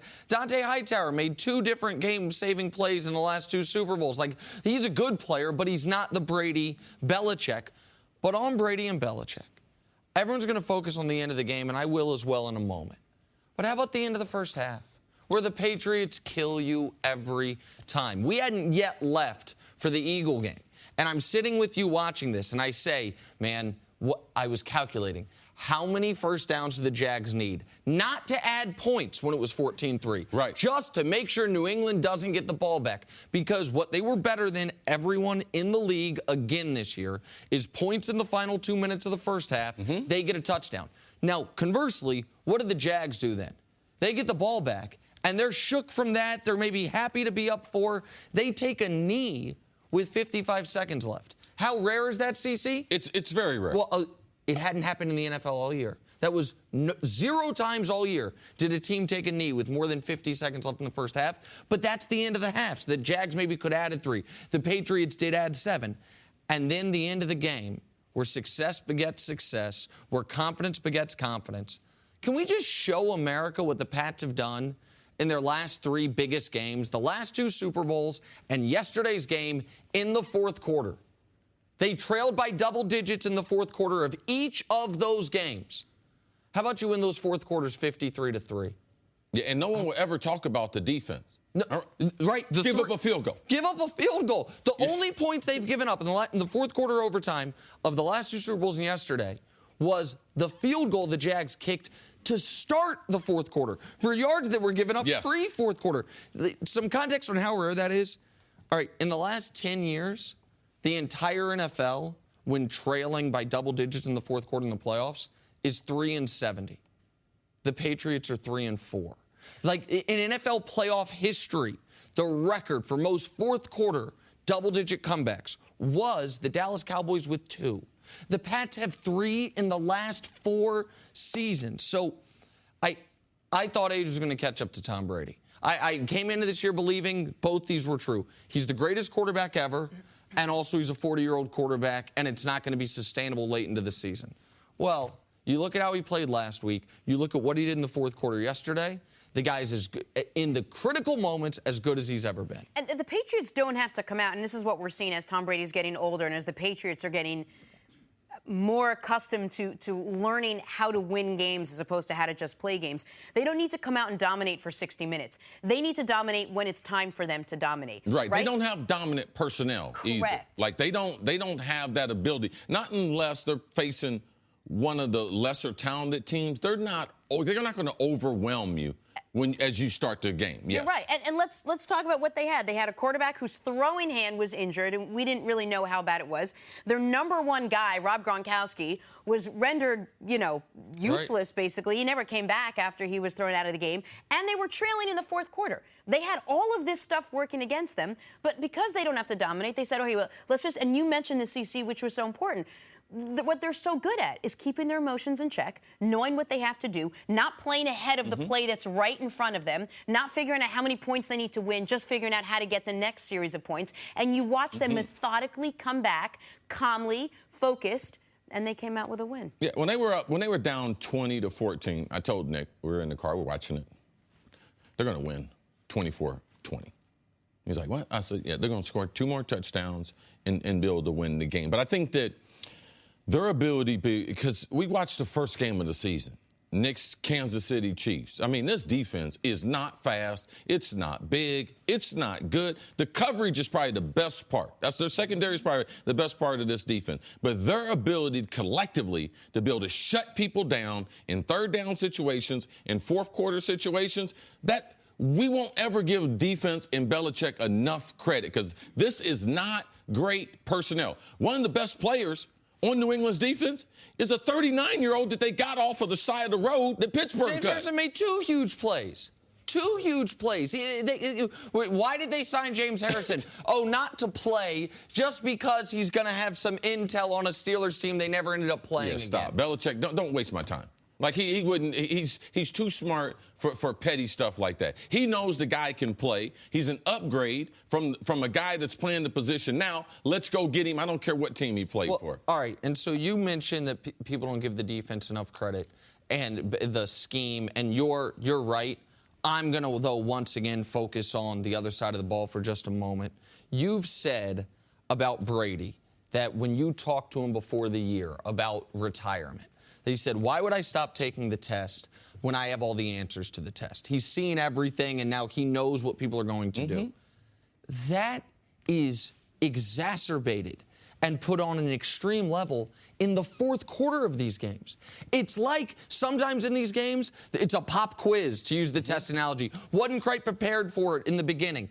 But by the fourth quarter, and you've seen what the defense has done, he's solved it. In the fourth quarter of these spots, CC, those 3 games I mentioned, he's got 5 touchdowns, no picks, a 140 quarterback rating, and 500 yards against really good defenses. Yes, and I would say that Tom Brady has never faced pressure like he faced going into yesterday's game. Why? Being injured on Wednesday, handing off to Rex Burkhead, gets 10 stitches on the inside of his hand. Now, it didn't affect his ability to throw the ball, but the shockwaves that it sent through New England, because you know what happened? There was a power struggle this year in New England, and Tom Brady won. But the only way he could prove out to win was by getting New England to the Super Bowl and winning them a Super Bowl. Jimmy Garoppolo, they needed him in practice Thursday and Friday because even if Tom knew that Jimmy was there, he would have felt a lot better. Now, Tom wouldn't have let him play, but had this not worked out, had the cut on his hand affected New England and they had lost the game, we would be looking at Tom Brady and the power struggle between him, Mr. Kraft, and Belichick to be like, wow, I wonder if that affected the team. So for me, Tom had more pressure on him in this situation. If he forced Garoppolo out and then he would have missed time with an injury, man, Tom came through in the biggest situation and seems like he won the power struggle. Looked like we're going to be seeing him play in New England for a few more years. If the Patriots were worried about Tom Brady's hand, we certainly didn't know about it.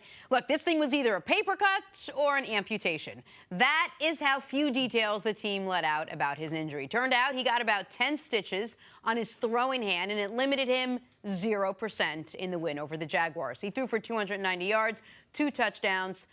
Fourth quarter comeback. He now heads to his 8th Super Bowl, and oh, by the way, he turns 41 in August. Here he is after the game. You know, you cherish these moments and opportunities, and I know we've had quite a few of them, which we've been very blessed to do, and it's just been an unbelievable run. And I think everyone should be really proud of what we accomplished. Is a different team than last year's team, and you know, it didn't look good at 2-2, and you know, you just keep showing up to work every day, and we sit in these chairs, and Coach Belichick gets up here, and he demands a lot out of us, and he tries to get the most out of us every day, and it's not always great. You know, sometimes it's pretty average, and then, you know, you're just trying to get better and better and get to the point where you can make, you know, the fourth quarter of a game and, you know, try to play well enough to get yourself into the next one. So just proud of our team, proud of what we accomplished. Pretty amazing, and proud of this team, you know, great leadership, and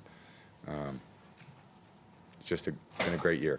Tom Brady has the ability to answer everyone's question without them answering it in one answer. He literally answered 15 questions that were not answered in that one answer right there. Chris, how remarkable is this for Tom Brady? It's unbelievable. I mean, for a franchise that has the most Super Bowl appearances and then Brady and Belichick going to their 8th Super Bowl, I think that speaks for itself. But just when you watched that second half comeback win for Tom Brady and the New England Patriots. One of the things that stood out to me was just the synergy between what Bill Belichick wants to do with his scheme and how Tom Brady goes out and executes it. When you saw the wheel route pass to Danny Amendola, when you saw the touchdown pass to Danny Amendola in the back of the end zone, the accuracy that it takes to put that football only in a place where Amendola has a shot at making a play on the ball, to me, that's what makes Tom Brady special. That's what separates him from the rest of the quarterbacks. In those critical moments, he's able to make those plays, convert those plays, the 3rd and 18 to Chris Hogan. He's able to make those plays when other quarterbacks don't make those plays. That's the difference.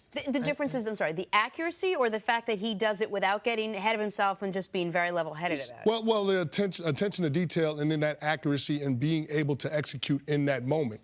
It all comes down to execution for the Patriots. And so when you start looking at this team and really breaking it down, more teams fold in those situations because they find ways to lose games. The Patriots don't beat themselves. And so when they're in those situations, they understand what's required. They understand what Tom Brady wants. Right. And he's able to put the ball in a position where they can make a play on it and the defense can't. And that's the difference in this team. And even before, people need to remember that prior to 2007, statistically speaking, Brady was good, but was not an amazing all-time guy. The reason he was considered prior to 07 already going to be a Hall of Famer was because even early in his career, late in games and big spots, dating back to the first Super Bowl against the Rams, when John Madden, one of the greats of all time, was saying, I think you got to take a knee here and go to overtime. Yep. They trusted Tom Brady. Also, the offensive coordinator told Tom Brady not to lose the game. Right. But Drew Bledsoe, who was honorary captain for them last night, told him, don't listen to him. Go out there and win. Go win the game. Yes. And this has been who he is. Tom Brady has as many double-digit fourth-quarter comebacks in the playoffs in the last 4 years as the entire rest of the NFL has in the last 10 years. And they were in one Super Bowl, another Super Bowl, and then an AFC championship game. This is where Brady is right now. Prior to last season, he was the greatest quarterback in the history of football.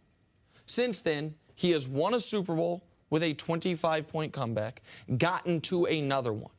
He has now been to a Super Bowl in nearly half of the years he's been a full-time starter. In fact, it has been. He's been a full-time starter for 16 years because one of those years he blew out his knee on the first game of the season. He's been to 8 Super Bowls.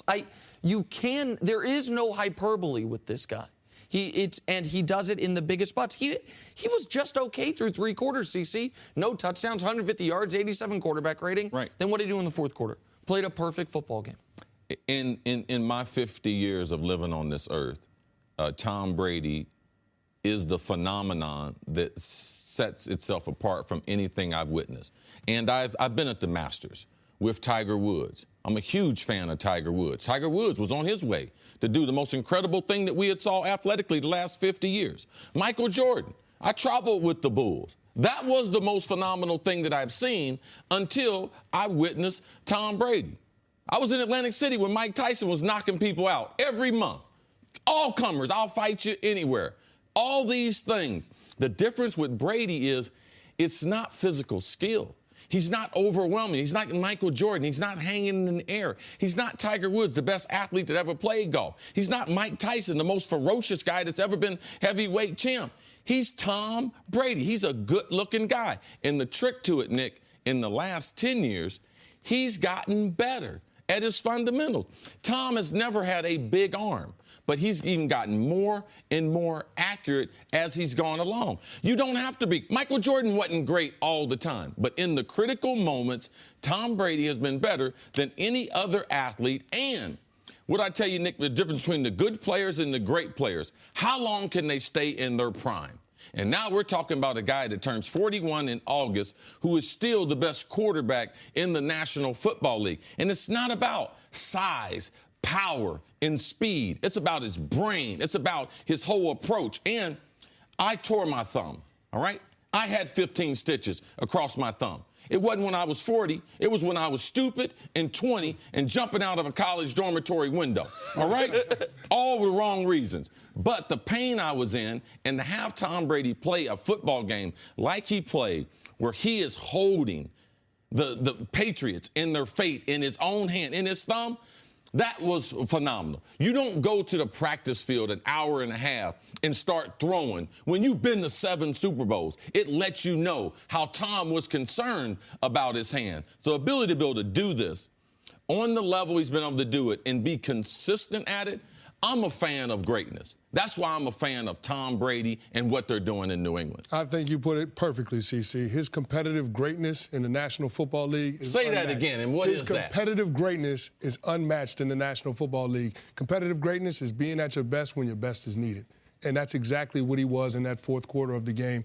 Yesterday, that's what he was in the second half of that game in the Super Bowl. When you see those types of performances, when you see the attention to detail, the focus and the execution, and it goes back to what you said, CC, doing the fundamentals better than anybody else on the field, that's what makes Tom Brady special. He's willing to do that, and he understands what he needs to do in preparation to be able to do that week in, week out. So his level of consistency and then rising to the challenge in those moments, that's what makes him the greatest quarterback of all time. He has to do that because he's not going to compete athletically with other quarterbacks in the league. He's not going to compete strength-wise, height-wise, mobility-wise. Right. And he plays a position where it's not that important. It's not that important because if you're going to win at the highest level in this league, your quarterback has to be able to make plays from the pocket. Correct, but I think where other athletes that are getting a little older in age say, all right, well, my skills are kind of lessening a little bit. I already know how to play the game.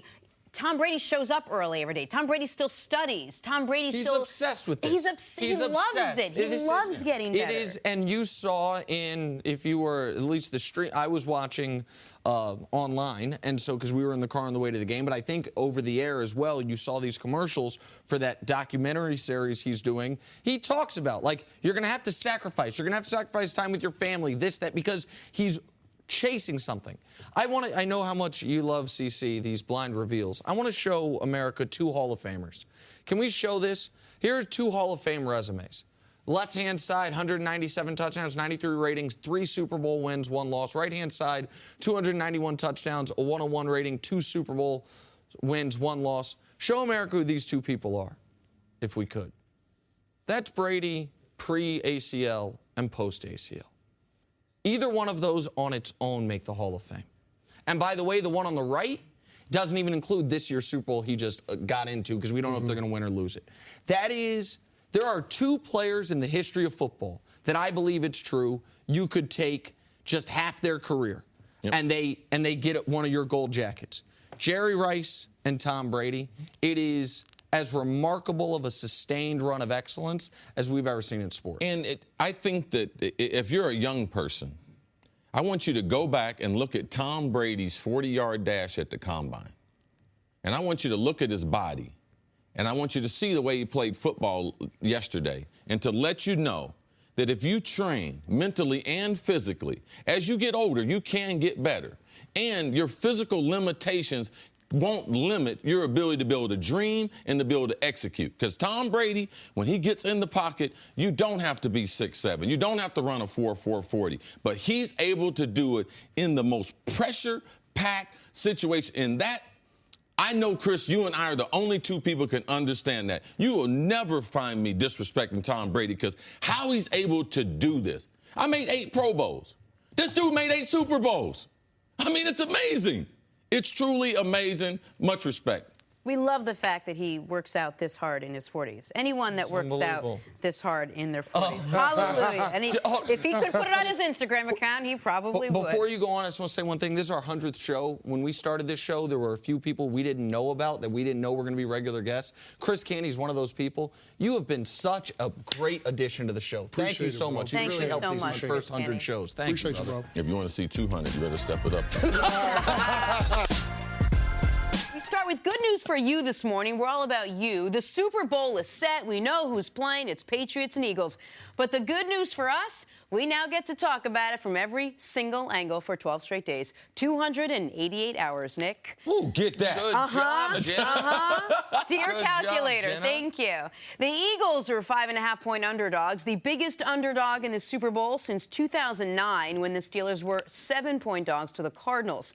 Eagles coach Doug Peterson spoke about the Super Bowl opponent. It's impressive, obviously, and it's well respected and well documented. You know, at the same time, we're just going to prepare the same and try to block out all the noise. There's going to be a lot, you know, written, probably both extremes, you know. But again, our guys have been resilient. They've been able to block that noise out, and you know, once the ball is teed up and kicked off, you know, just trust our players, trust our schemes, and play football. I mentioned the Steelers were dogs. They were actually the favorites in that game. I was there at that game, so it was obvious that I got that wrong. That's awesome. That was a great game. That was a game that seemed like it had 2 game-winning touchdowns. The Larry Fitzgerald play, deep down the field in the shuffle pass, the whole thing, and then the San Antonio Holmes. Tremendous We could only hope for a similar outcome in this one. CeCe, why are the Eagles why aren't they getting just a little bit more respect here? I mean, they've been underdogs the whole way through the playoffs. Well, they should have been the underdogs. I mean, they were the #1 seed, but this was the year of horrific injuries around the National Football League. J.J. Watt, Aaron Rodgers, Deshaun in Houston, just OBJ. I mean, so many players got hurt this year. But also, so many teams' quarterback got hurt. But none was put in the more precarious position than the Philadelphia Eagles. They were clearly the best team in the NFC throughout the first 13 weeks of the regular season. And then they lose who was going to be the MVP in Carson Wentz. So in doing that, because they don't have a bunch of explosive offensive players, yes, people became skeptical of how can Nick Foles keep this team on the right direction that Carson had them on. And the only game that we've seen is the Minnesota game that he was able to produce the type of productivity that you would say, wow, you know, this team has not missed a beat. So we have to tell ourselves which Nick Foles is going to show up. The Nick Foles that we saw for 3 games before we saw in the NFC Championship game with over 400 yards, 10 out of 14 on 3rd down. The likelihood of him showing up in U.S. Bank Stadium on 200, how many hours is it? 288 hours. 288 hours from now. That's the reason why people are saying that they're the underdog or they don't get the respect. Also, Jason Peters out. Jordan, left tackle. Jordan Hicks, the middle linebacker, out. And the way we didn't think this team was good enough to be able to maintain the level of play with these injuries, so we thought that they were the least respectable #1 seed we had seen in a long time. And that's the reason why they can play the underdog card. And we hadn't seen a backup quarterback with that little experience within the season. 3 or fewer games started. Yes. Win a single playoff game since your 97 Vikings with Randall Cunningham. And we've now seen Nick Foles win 2 playoff games. I do want to say something interesting about this point spread. Opened at 6, it's now 5.5, right? That is on a neutral site. The Eagles were 2.5 or 3-point dogs at home in their previous 2 playoff games. Good point. So you get 3 points for being at home. So what that means is Vegas has said in basically each of their playoff games, against the Falcons, against the Vikings, and now against the Patriots, the Eagles are about 6 points worse than their opponent. It just didn't appear that way because they were in Philadelphia for the first 2. Now, what is to me the most interesting about that is the respect that the Eagles have from Vegas and the public has been going up week by week. But their opponent has also gotten harder week by week. The Vikings are better than the Falcons. The Patriots are better than both of them. Yes. And so that's why we basically said, Vegas said, hey, our neutral site, this seems about 5.5, 6 points worse. So that explains the point spread. Now I want to talk about something that we discussed writing into the Eagles-Vikings game when I thought the Vikings were going to win. I know, CeCe, you probably thought it was going to be closer than I did, but you also thought the Vikings were going to win. And that is the experience factor the Patriots have of going to Super Bowls, which is so different than the experience factor of a playoff game because the whole week is so different for everyone involved. The media responsibilities, the family responsibilities, the 2 weeks before the games.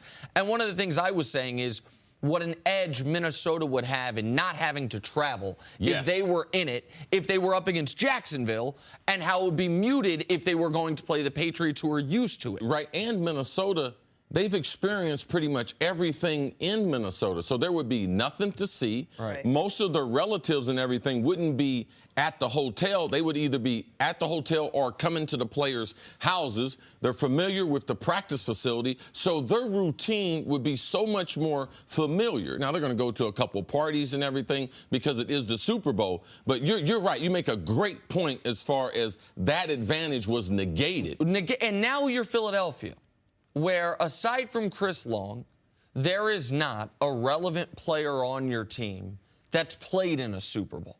And LeGarrette Blount, Chris Long and LeGarrette Blount, who both did it with New England. And then you have New England, who aside from Stephon Gilmore and Brandon Cooks, there doesn't seem to be a super relevant player on your team that hasn't played in one or a couple Super Bowls. And that, I think, playoff experience sometimes is overrated. But Super Bowl week experience could be a little underrated. So even if right now, why do I bring this up? Even if right now the general public is warming up to the Eagles, man, oh man, the Pats' edge as far as not only the quarterback matchup, but the experience matchup from the coaches as well is an enormous one. I wonder if that, I mean, I would assume it would be. The point spread would have been less had the Eagles not been as dominant against the Vikings. It would have been big. You mean they would have Patriots would have been bigger favorites. Correct. Patriots probably be 7.5-point favorites if the Eagles had just eked out a win over Minnesota. I think a lot of that, and you both bring up a good point, is really about the discipline, and that comes down to how these two teams are going to handle the limelight of what the Super Bowl is. And it's easy to just say, well, Belichick has these guys locked up and buttoned up. They've done it. They've been there. We'll take care of your tickets. We'll take care of the parties. We'll take care of everything else. I just want to focus on football. It's really hard for a guy like Doug Peterson to say, okay, this is what it's going to be like. This is what it's going to feel like. You're probably going to get distracted here. You might get distracted here. Guys, try to tune all that out and try to just focus on football. Those just become words when really no one except those two guys in the locker room has been there and done that. And both teams are benefiting that it's going to be in Minnesota, that there's not going to be a lot of extra activities that you would be going to if it was in San Francisco, if it was in other places South Beach, that we host the Super Bowl. So that right there should help both teams. But Bill Belichick, there's only been 52 Super Bowls. Now, he's been in 11 of them. That's crazy. 3 with the Giants, okay? And now 8 with the Patriots. Crazy. And if you think, forget disrespect. If you think doing something 11 times you've been involved in and it's only happened 52 times, I'm sure even if you was just laying on the floor, you would have an advantage just being there. Right. So listening to the interviews of the Patriot players yesterday, Ricky Jean-Francois, a new guy in New England, you could hear him saying, I'm cutting off my phone on Wednesday. You can text me. If I don't answer, that means get back to me after the Super Bowl. So you can see it already being ingrained in the New England players. And what I'm worried about is Nick Foles. I saw his interview after the NFC Championship game. They asked him, how do you feel? He said, I'm still kind of in a daze. I don't realize what happened. Now, how long is Nick Foles going to be able to keep up his energy with interviewing for the next 10 days? Because 2 days before the game, on that Friday, is the last interview. So that just meticulous, answering the same questions over and over again. By everyone. Does that distract Nick Foles from the game plan and playing the biggest game of his life compared to Tom Brady, who says, I've done this 8 times. And I'm sure that Tom will have the ability to keep the answers fresh because he's been through it so many times. Huge advantage from the quarterbacks. And I know that the great athletes always say, what's the biggest game you've ever played in? The next one or the last one. Like, there are no great athletes that will concede, oh, I've won enough, so it doesn't really matter if I. But what is true is, CeCe says when we talk about retired athletes, their cement is dry. I get that Brady and Belichick's cement is still wet, but all that we're carving into it is just extra slashes on the end of the winds. Like, we know where they are. We know what they've proven. And so for those guys, you can make an argument like, is this the biggest game they've played in? Probably not. Is it the second? I don't know. Is it the third? I guess you like. We don't for the Eagles that it's the biggest game any of these guys have ever played in. That's something that Peterson, and it's the biggest game he's ever coached in, has to start overcoming right now. I would imagine. Yes, I think the reality though of Tom Brady last Wednesday lacerating his hand, realizing anything can happen. Also, watch the embrace of Patricia and Belichick and Josh. This is their last hurrah. This is the last time those three will be together. So this collection of team, and I know that Tom will not take this moment for granted. There is a big difference in leaving Minneapolis in 2 weeks, 6-2, compared to 5-3. Right. So I believe that this is the most important game for Bill Belichick in New England that they've ever played. Like I said, the great athletes, the next one's always the most important one. But no, but great even if you're right, and this isn't the biggest game they've ever played. I'm sure LeBron James would rather be 5-3 than of course, than but 3 you and will 5. not see that on their faces, and you will not see that when it comes to game prep from this New England team. Hey guys, it's Nick Wright. Thank you so much for listening to the First Things First podcast. But before the show moves along, I want to tell you about another great podcast available from Fox Sports. It's the Maybe I'm Crazy podcast with Joy Taylor. You know my friend Joy from Undisputed, but on Maybe I'm Crazy, she's breaking down the biggest stories in the world of sports in only a way Joy Taylor can. Does any other podcast beside Maybe I'm Crazy have loser power rankings? I don't think so. So check out the Maybe I'm Crazy podcast with my pal JT every week from Fox Sports. So after the Eagles win over the Falcons, offensive lineman Lane Johnson donned an underdog mask. Nick, it was really just a dog mask with an Eagles taking the under on that one. I get it. Thanks. I never understood. Okay. They were big fans of German Shepherds. The mask became a viral sensation, and how lucky are we? Joining us now without the mask is Lane Johnson. Lane, thank you so much for hanging out with us this morning. Good morning, guys. Thanks for having me. Lane, you guys have been underdogs in the eyes of Las Vegas each week so far in the playoffs. And I'm going to go out on a limb and say that so far it's actually been working for you. How much motivation has that given you guys? How much of an injection of confidence and motivation does that give you? I think it gives us a lot. I think the main thing that I wanted to do with it is create energy. I think when you create energy amongst your football team, that it makes them play better. And, that's been my whole goal from the start. In creating energy, rumor has it that yourself and Chris Long potentially came up with the concept of the underdog mask. And also, is that true? And there's been some good things as far as the proceeds that you have made sure happen that have been able to help out a lot of young people in Philadelphia. Can you explain that to the fans? Yeah, so basically, I think it was before practice, we were having lunch, and Chris came up to me. You know, he's a pretty colorful character, and he said, since we're underdogs all the time, why don't we just go buy us an underdog mask? And, I'm not sure what that looks like. So I went to Amazon and saw a German Shepherd mask and thought, hey, that looks pretty good. So I bought it. And right before the game, I gave it to Jason Peters before the Falcons game. And if we'd lost, that mask would have been in the trash somewhere. But fortunately, we won and we broke it out. And it's been here ever since. And as far as funding the schools, I've been here for 5 years and just going around the schools that we have in Philly. A lot of those schools are underfunded, and it's really a shame. And it's really cool. I saw after a tweet Chris Long sent that the NFL, which is selling similar apparel now, they're going to donate the proceeds as well. It's a really cool thing you guys have done. Before we went on the air, Chris and I were talking to you about the atmosphere at the Link for the NFC Championship game. We were at that game. We were not at the round before, but I imagine the atmosphere was amazing in that round as well. I know you've been playing in Philly for a while. However, you hadn't played in a game anything like the game Sunday until Sunday. Can you tell us on the field what it was like? Because it was the loudest outdoor stadium I've ever been a part of as a fan. What was it like playing in it? It was crazy. And I think, whenever they went and scored, it kind of, things got a little bit iffy. But once Pete Rob got the interception, that's when the whole building just clicked. And it was pretty much gone since then. And, the battle's one of the trenches. They can talk about quarterbacks all day, but it's really about, I think, stopping the run and running the football. That's what wins games. Lane, it's not only the last couple weeks, but earlier in the season, you guys sustained some injuries. Your boy, Jason Peters, he was out for the season. You've taken a leadership role with this team. You made comments about dethroning the pretty boy, Tom Brady.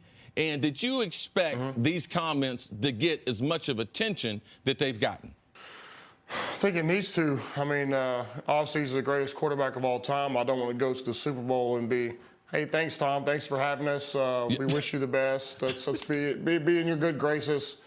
And obviously, they're going to talk about him the whole week until they somehow get arthritis in their tongue. I don't know how that's going to be possible, but it'll happen. So from that standpoint, I'm going in confident. I want our team to be confident, and we're not just going there to celebrate. We're going there to win. Very nice. And the pretty boy comments obviously stuck with me as well. I mean, you're both equally good looking, so I just wanted to make sure, Lane, that we got that I got this on. I don't have hair like him. No, it's okay. That's okay. I'm sure you had kale for breakfast, though, and you slept in interesting pajamas, so you guys are basically identical twins. That's awesome. Hey, let's talk about your quarterback, Nick Foles. Let's talk about your quarterback, Nick Foles, for a second. It's been an interesting couple of weeks for him. He obviously struggled a little bit getting his footing in the end of the regular season and the first couple games of the playoffs. He looked lights out last week. The question now is which Nick Foles is going to show up. But forget about that. Tell us what's going through his head right now, coming off that win, and where he is emotionally preparing for this game. I think he's excited. I think it's, around 7:30. He should be getting breakfast like a lot of the normal players here. But, he's excited. He's very grounded. I think he used a lot of the doubt as motivation in the game. He was confident. He was poised. And I'm just happy for Nick. You know, as a quarterback, I think it takes time for those guys to get in a rhythm, and especially late in the year. You know, you have the first-string quarterback taking all the reps. He comes in and is doing the best he can. And here we are, Super Bowl 52. All right, Lane, you joined us earlier in the year, and I admitted to you I was skeptical of the Eagles as a Super Bowl contender, and you said you were going to prove us wrong. That's an understatement, Lane. I was fair then. I want to be fair now. Give him a chance here. You didn't join us. You hadn't joined us since Carson got hurt. When Carson got hurt, whatever hope I harbored for the Eagles, I threw out. I said, you can't lose the MVP of the league and still be okay. How in the locker room did you guys not lose the confidence? You guys seem to carry the same swagger pre and post. I know you mentioned it's about the trenches game, running and stopping the run, but this is the most important position on the field, the guy who's playing at the highest level of anyone in the league. You lose him for the year. How were you guys able to maintain confidence? What part did Doug Peterson play into that? Just walk me through that. I think you just say, everybody calm down, let's don't panic. We have a lot of veteran guys that have been in the playoffs, that have played in Super Bowls, so we have those guys come and speak to us. And it's just really about being confident. You know, obviously one of the best quarterbacks in the league goes down, but there's also 21 other guys that are playing this game as well. So from that standpoint, it was unfortunate, losing him, losing Jason Peters, losing a lot of guys that we would love to have right now, but the season wasn't over. And I think the front office did a very good job of establishing depth, which a lot of teams don't have, and really just got the ball rolling. But I think it's really about just creating energy, staying positive, and staying on track.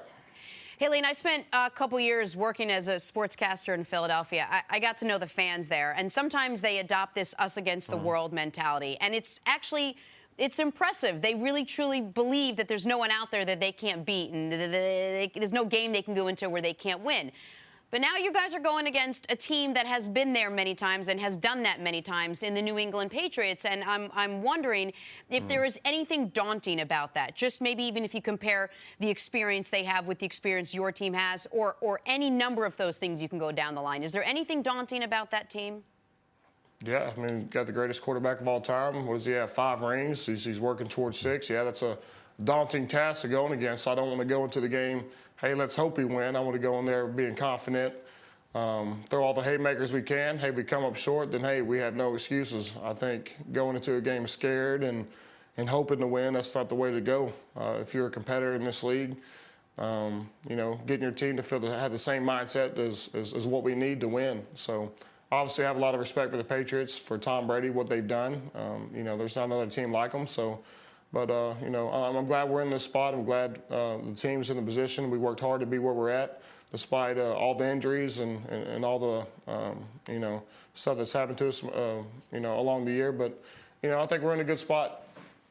Lane, a lot of people have not talked about your head coach, Doug Peterson. He does have experience in the Super Bowl as a player. You do have 6 other teammates, including Chris Long and LeGarrette Blount, who also were on New England last year. What type of, in the 48 hours after winning, what type of input have they given to the rest of the team to give you guys comfort as you head to Minneapolis for Super Bowl 52? Just stay the course. The circumstances are going to change. Obviously, you're going to have different obligations that week. It's going to be a lot of media. It's the Super Bowl. It's the pinnacle of what the sport's about. But it's really just about being us. Don't try to be nothing that you're not. This is what got us here. Stay the course, and everything else will take care of itself. Lane, I want to just go back to the NFC Championship game for a moment, a drive that might be forgotten because you mentioned playing with confidence, that you're not going to be intimidated or play scared. You guys were up 21-7 with less than a minute left in the first half on the road. Everything had gone after that opening drive about as well as you possibly could have hoped. And then your head coach and offensive coordinator decided, we're going to keep going. We're not going to slow down. We're going to try to get points before the half. It ended up working out great. You guys got a field goal. But what's the feeling like in the huddle when it's like, okay, we're not even taking a knee. 30 seconds left, forget it. We're going to go try to get more points. And that mentality, is that one you hope to replicate in 11 days in the Super Bowl? Yeah, I think Doug has an aggressive mindset. I think you saw what we did against the Falcons, getting in field goal range right before the half with Alshon. So it's really just having an aggressive approach, not being too cute with things, but stay within our limits. We know what we can do. And I think anytime you can do that, that's just demoralizing to a defense. And why not? Lane, I know you got to rock, but you did say that if you guys won the Super Bowl, you promised a beer to every single person in Philadelphia. A, you going to make good on that? And B, can I put in a request, albeit a lame beer suggestion? It is still my favorite. Please answer the question. Yeah, there's going to be beer everywhere. Bud Light obviously said they would come to my hand, but hey, I'm not scared to put in my own money. I mean, I stand by my statement. Nobody expected us to be here. It's all a joke, ha-ha, but hey, here we are. Yeah. You got a few stacks of money, too, so I'm sure you're going to be all right. All right, Bud Light Lime. I'm just going to throw it out there. Bud Light, Lane. that is my beer. Good luck, man. Hey, Lane, come on. There's much respect for my beer. Thank you. Appreciate you, man. Wish you all the best of luck. Thanks for having me. hanging out with us.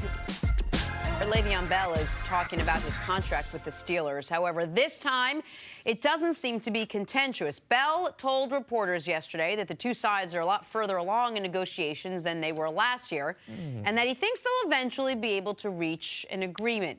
CeCe, should the Steelers give Le'Veon a long-term deal? It's going to be very difficult. It's hard to let talented players just walk and join another organization. I do believe he deserves a new contract, but I wouldn't sign him more than 3 years. And the reason why? Because I know Ben's probably going to play another couple years. They're paying him a huge dollar. AB, Antonio Brown, he's being paid the highest paid receiver. So now you're starting to look like one of those other teams. All your money is on the offense. Seattle, all their money's on the defense. Their offensive line struggle. So what are you going to start to see? How do they improve their defense? Because they need a better defense than what we've seen. They did give up 40-something. 45. To Jacksonville. All right, so that defense, we don't know who their middle linebacker is going to be. They need another pass rusher. So they have other needs that, to me, are easier to fill than getting another running back. He deserves a contract, but I wouldn't sign him long term. I would give him a 2 or 3 year deal, and then I would be able to move on so that from a salary cap standpoint, I have flexibility. I believe it's easier to get a running back, either through the draft or through free agency, that can give you productivity. What about a 5-year deal that you can get out of after year 3?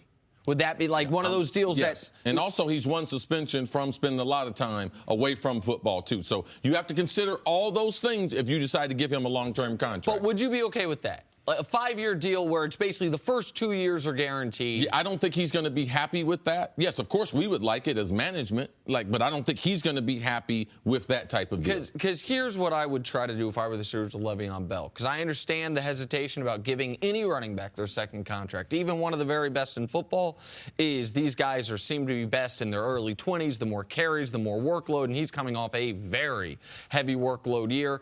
I get why teams are skeptical and hesitant to do it, especially because Alvin Kamara in the 3rd round exists. Like, you can find running backs later in drafts that can come in and have enormous production. Le'Veon Bell was not a first-round pick, so I understand that part of it. But I think your window with the Pittsburgh Steelers is right now. I think your window is, and your path to the Super Bowl is great offense. I know they lost to the Jaguars, and I understand that the defense looked bad in that game. The defense is going to be a little cheaper because they've spent so many first-round picks on the defense over the last few years. They still have a few of those guys left on rookie contracts. I don't want to lose the league's best running back or one of the 2 or 3 best running backs in the league in my final couple years of really good Ben Roethlisberger. Like, I absolutely want to bring back the core that gave me, in my eyes, the most dynamic offense in football this year, at least for another season. If that means I could be in a tough salary cap situation in 3 years because Le'Veon's no longer productive and he's got 1 year left of some guaranteed money. Maybe it makes it okay if you get a Super Bowl or you get something like if your window stays open. Like, to me, that would be worth it. It's why when we talked about this last week, I said I think he's going to stay in Pittsburgh. I think they want to keep that group of triplets together. Yeah, but I can also support them moving on. Okay. Yes, and getting another player in free agency and draft a player. All right, let's move on to Le'Veon's teammate, the aforementioned Big Ben, who once again is talking about his coaches, but this time he's defending his head coach, Mike Tomlin. Ben said he disagreed with the perception that Tomlin didn't give the Steelers the necessary discipline for its playoff run. He said that the Steelers were focused and ready to go before their loss to the Jaguars, but they just weren't the best on that day. Nick, what was your reaction to that? I mean, it's good to hear from Big Ben. It's hard to mesh a lot of Big Ben's comments with other Big Ben comments. Like, one of the reasons that people have wondered if Mike Tomlin has full control of this team, if Mike Tomlin runs too loose of a ship, is because of comments Ben Roethlisberger has made. And, to be fair, because of some of the actions the team has let Ben Roethlisberger do over the course of a long time, even before Mike Tomlin was there, I suppose right before he got there, without much penalty. So it's good that he's supporting his head coach. It always felt to me like his issue was not with Mike Tomlin. It was more directly with Todd Haley. Todd Haley's now gone. Big Ben seems to be in better spirits. But a lot of the reason there was ever a discussion about are they focused? Are they locked in? Are they too undisciplined?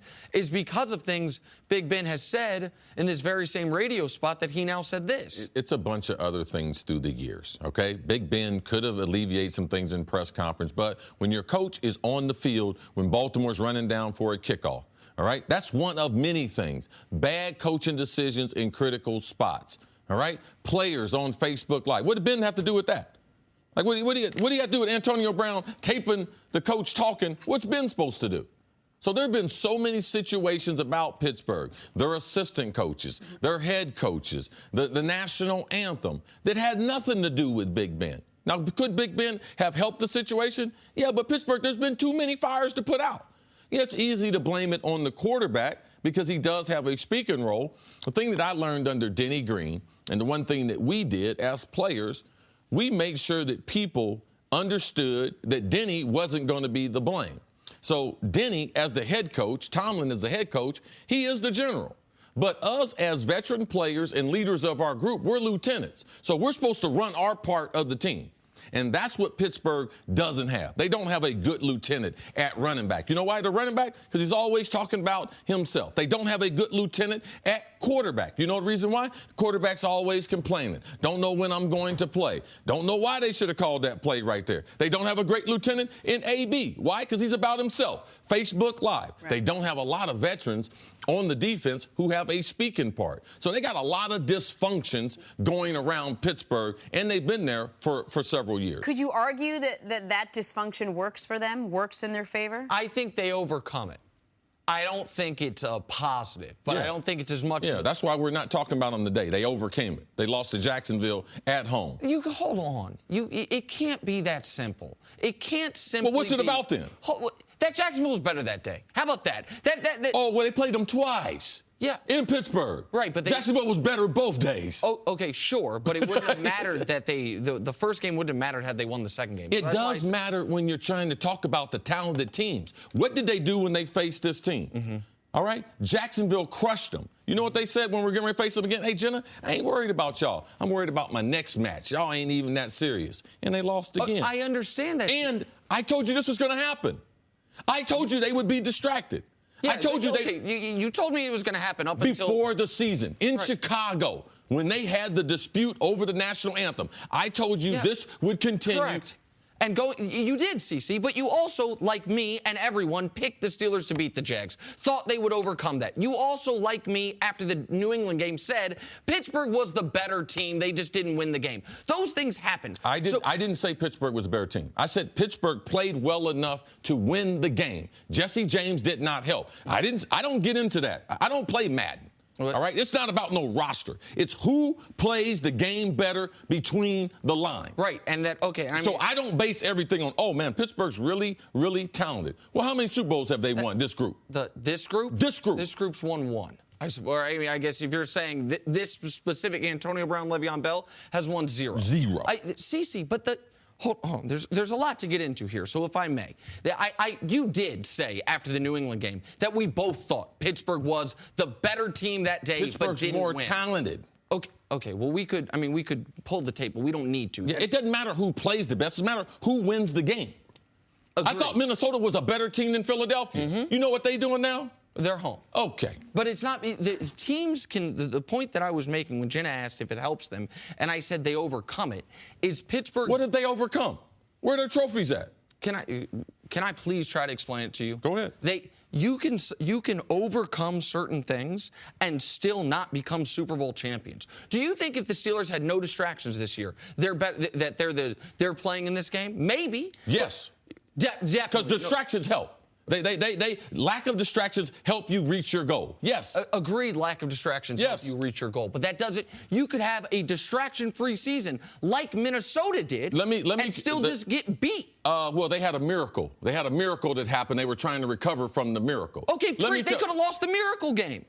Right? At home, it got beat. But it wouldn't have been a team thing. It wouldn't have been like, man, is Minnesota focused? They didn't have the type of thing. They went through 2 or 3 different quarterbacks the last couple of years, but they managed. Mm-hmm. So I don't like making excuses for people, all right? These are professional people, all right? They don't do it the right way, and the results are, in the postseason, they're not there.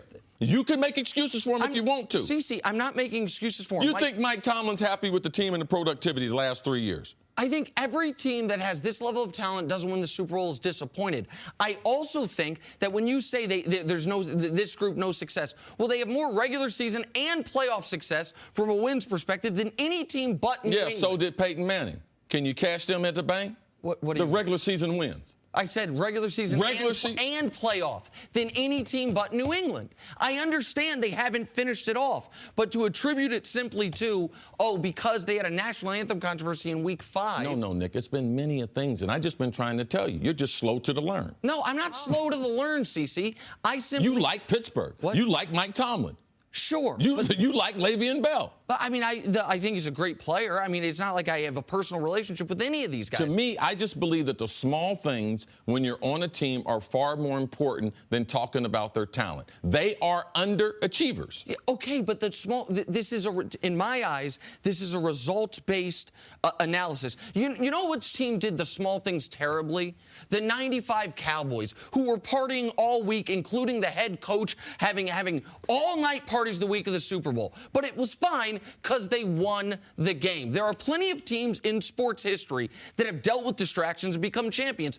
And there are plenty of teams that have been totally buttoned up, that have had no distractions and got their ass kicked. Let me know in the last 10 years the teams that have been distracted and won championships. I want you to make a list. Seattle, the first year they won the championship. The second year they were this close. What were their distractions?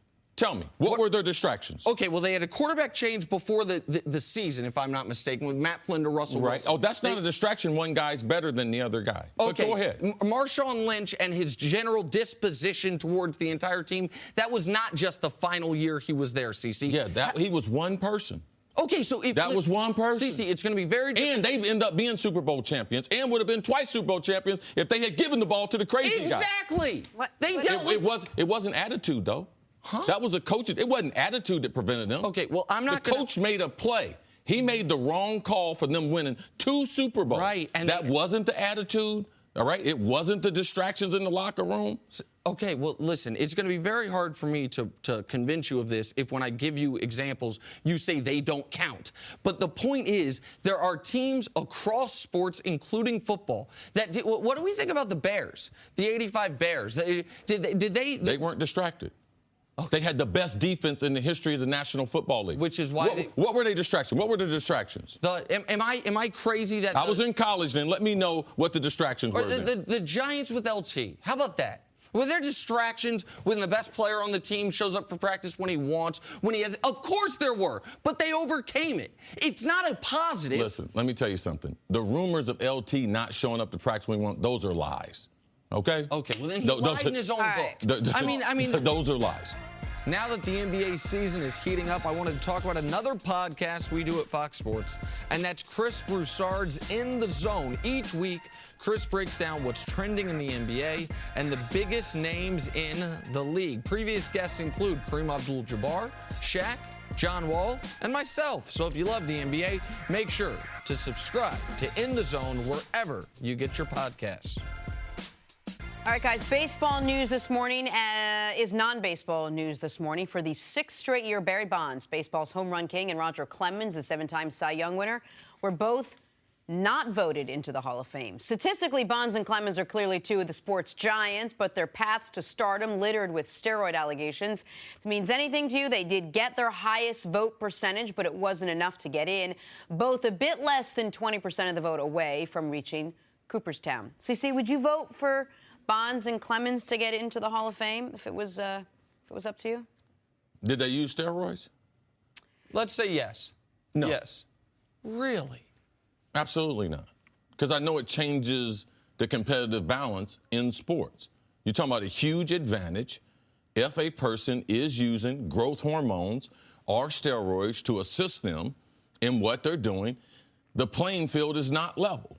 So if the playing field is not level, why would I vote them into Cooperstown? Like, if they've got some type of advantage over the other players, like, why would I put them in? Like, if the Hall of Fame is supposed to be the Hall of Fame, then why would I? Like, this is not that difficult of a question for me. Wow. You say all the time not to try to guess what you're going to say on things that I shouldn't, but I'm shocked by this one. Why would I let someone that's made life easier get into a place that's supposed to be an hallowed place? Like, why would I do that? Go ahead, John. What about some of these players that were pretty much could have been locked into the Hall of Fame before they started doing steroids? Well, Barry Bonds was on pace. That was their choice. Okay, so it was the decision to do steroids. So if you go your whole life and you decide not to drink, and then one night you decide to tie one on, and you get in your car and you have a car accident, and it ends up hurting people, do you think your past record is going to help you out from that decision that you made that night? Well, but hold on a second. First of all, the idea that we're going to keep baseball players out of the Hall of Fame because they did things to enhance their performance, we have to redo the entire Hall of Fame. We have to take out... You mean redo the whole Baseball Hall of Fame? Yeah, that's what I'm talking about. I'm talking about the Baseball Hall of Fame. We have to take out all the guys that scuffed baseballs, it was just a wink and a nod. We have to take out the guys that got in on famous spitballs. We have to take out the guys that used to have in the clubhouses 2 coffee pots, one with uppers in it, one without uppers in it. And we have to take out a lot of guys who made it in the Bonds-Clemens steroid era, who we believe likely did steroids, but we can't prove it. Just like, by the way, you can't prove it on Barry. You can't prove it on Roger, even though we know they did steroids. Like, they haven't conceded to it. They haven't admitted to it. But the Hall of Fame... If they were Hall of Famers before this, let's just say that's the case. They had Hall of Fame career before that. Why did they use steroids? Oh, I'll tell you why Barry Bonds did it. I'll tell you why. Because Barry Bonds was the best baseball player alive, and he was better than Mark McGwire and Sammy Sosa for their entire lives. And then all of a sudden, he sees these 2 guys become the face of the sport artificially, and he said, okay, you know what? Then I'm going to show you... So you're going to risk your overall health using steroids just so you can keep up with Sammy Sosa and them? Well, I think that's clearly what he did. Okay, well, no problem. Then you don't deserve to be in the Hall of Fame. Man, the Hall of Fame, it has to be, to me, you walk into a sports Hall of Fame. If I am willing to spend however many days it takes to go through the entire place, I need to be able to learn the entire history of that sport.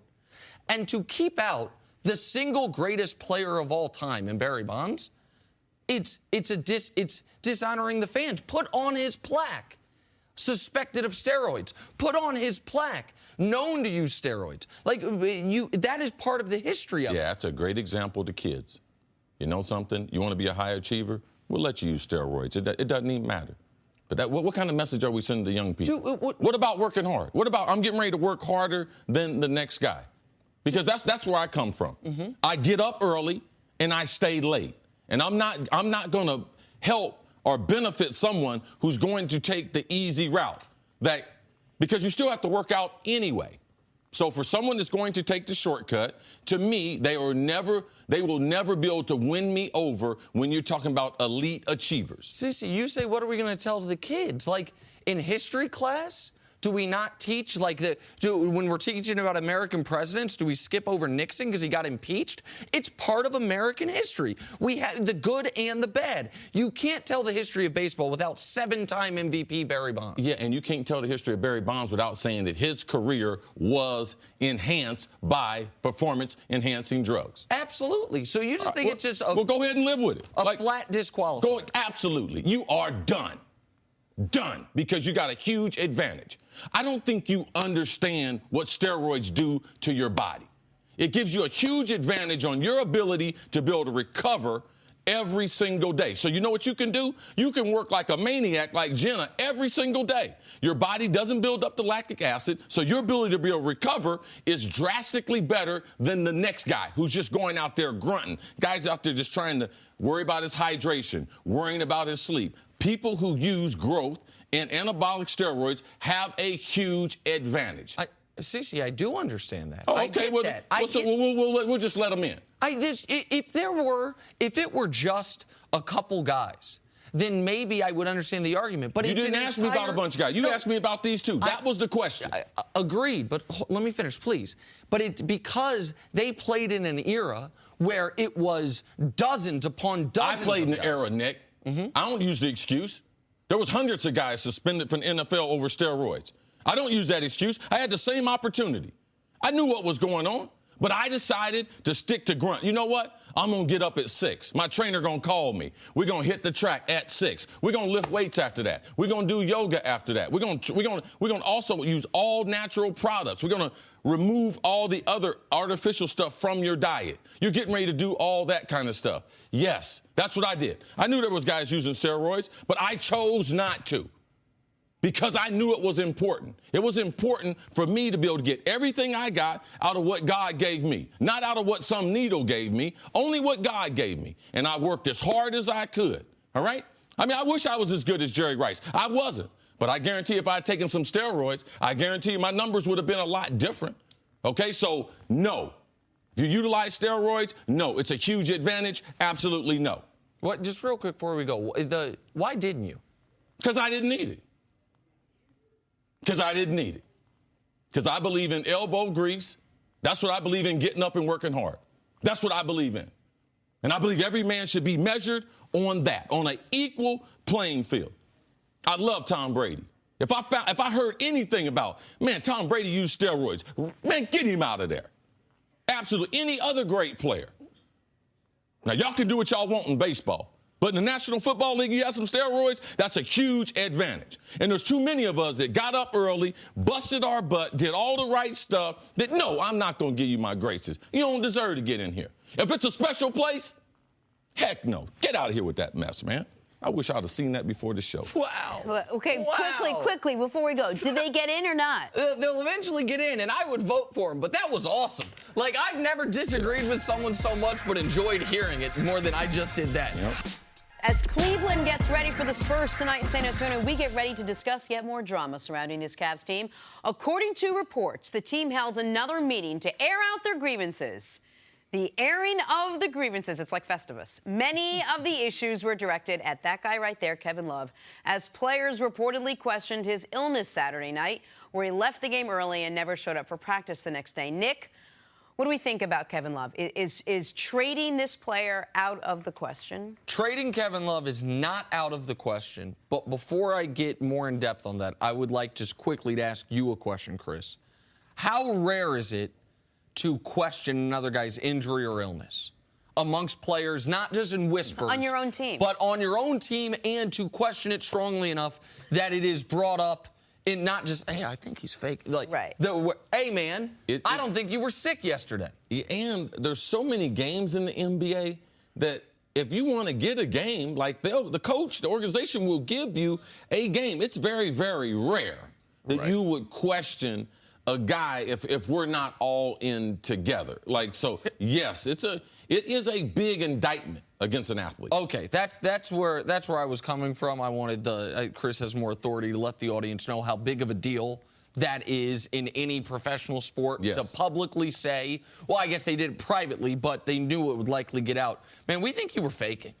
We think you dogged it. You left the stadium, didn't show up the next day. And then something else interesting happened yesterday.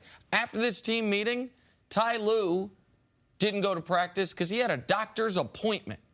That's an odd thing. Like, hey, the flu's going around. I get that, but I also, the juxtaposition of those two things, it made me feel like maybe an additional message was being sent. But to answer the question, is it on the board they trade Kevin Love?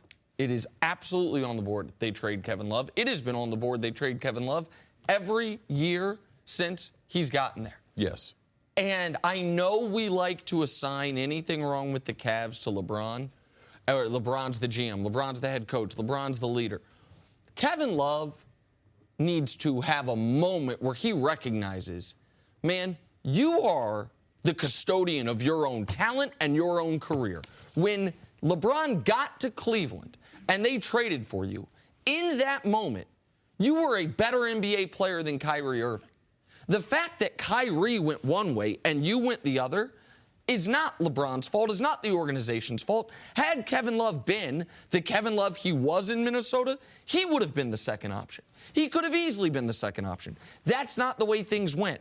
And the fact that Kevin Love has only really seemed to look like that Kevin Love when there was no competition for second option, and as soon as Isaiah Thomas comes back, he shrinks back into this meek, underachieving Kevin Love. That's an indictment on Kevin Love himself. And I'm not saying you can't fix it. I'm not saying you can't get over it. But that's one of the reasons Kevin Love finds himself on the trade block. Nick, I got to totally disagree with you. He's on the trade block because it's LeBron's team, and everyone on that roster is tradable except LeBron. Like, if they're trying to improve, every player has to be looked at as an asset to be able to try to not only improve the team, but also they need to keep LeBron there beyond this year. Kevin Love, to me, is just like Chris Bosh. Yeah, Chris Bosh was a better player in Toronto, but the only player who actually really got better who was a starter, and the reason why is because he was a ball handler and a tremendous scorer, is Kyrie Irving.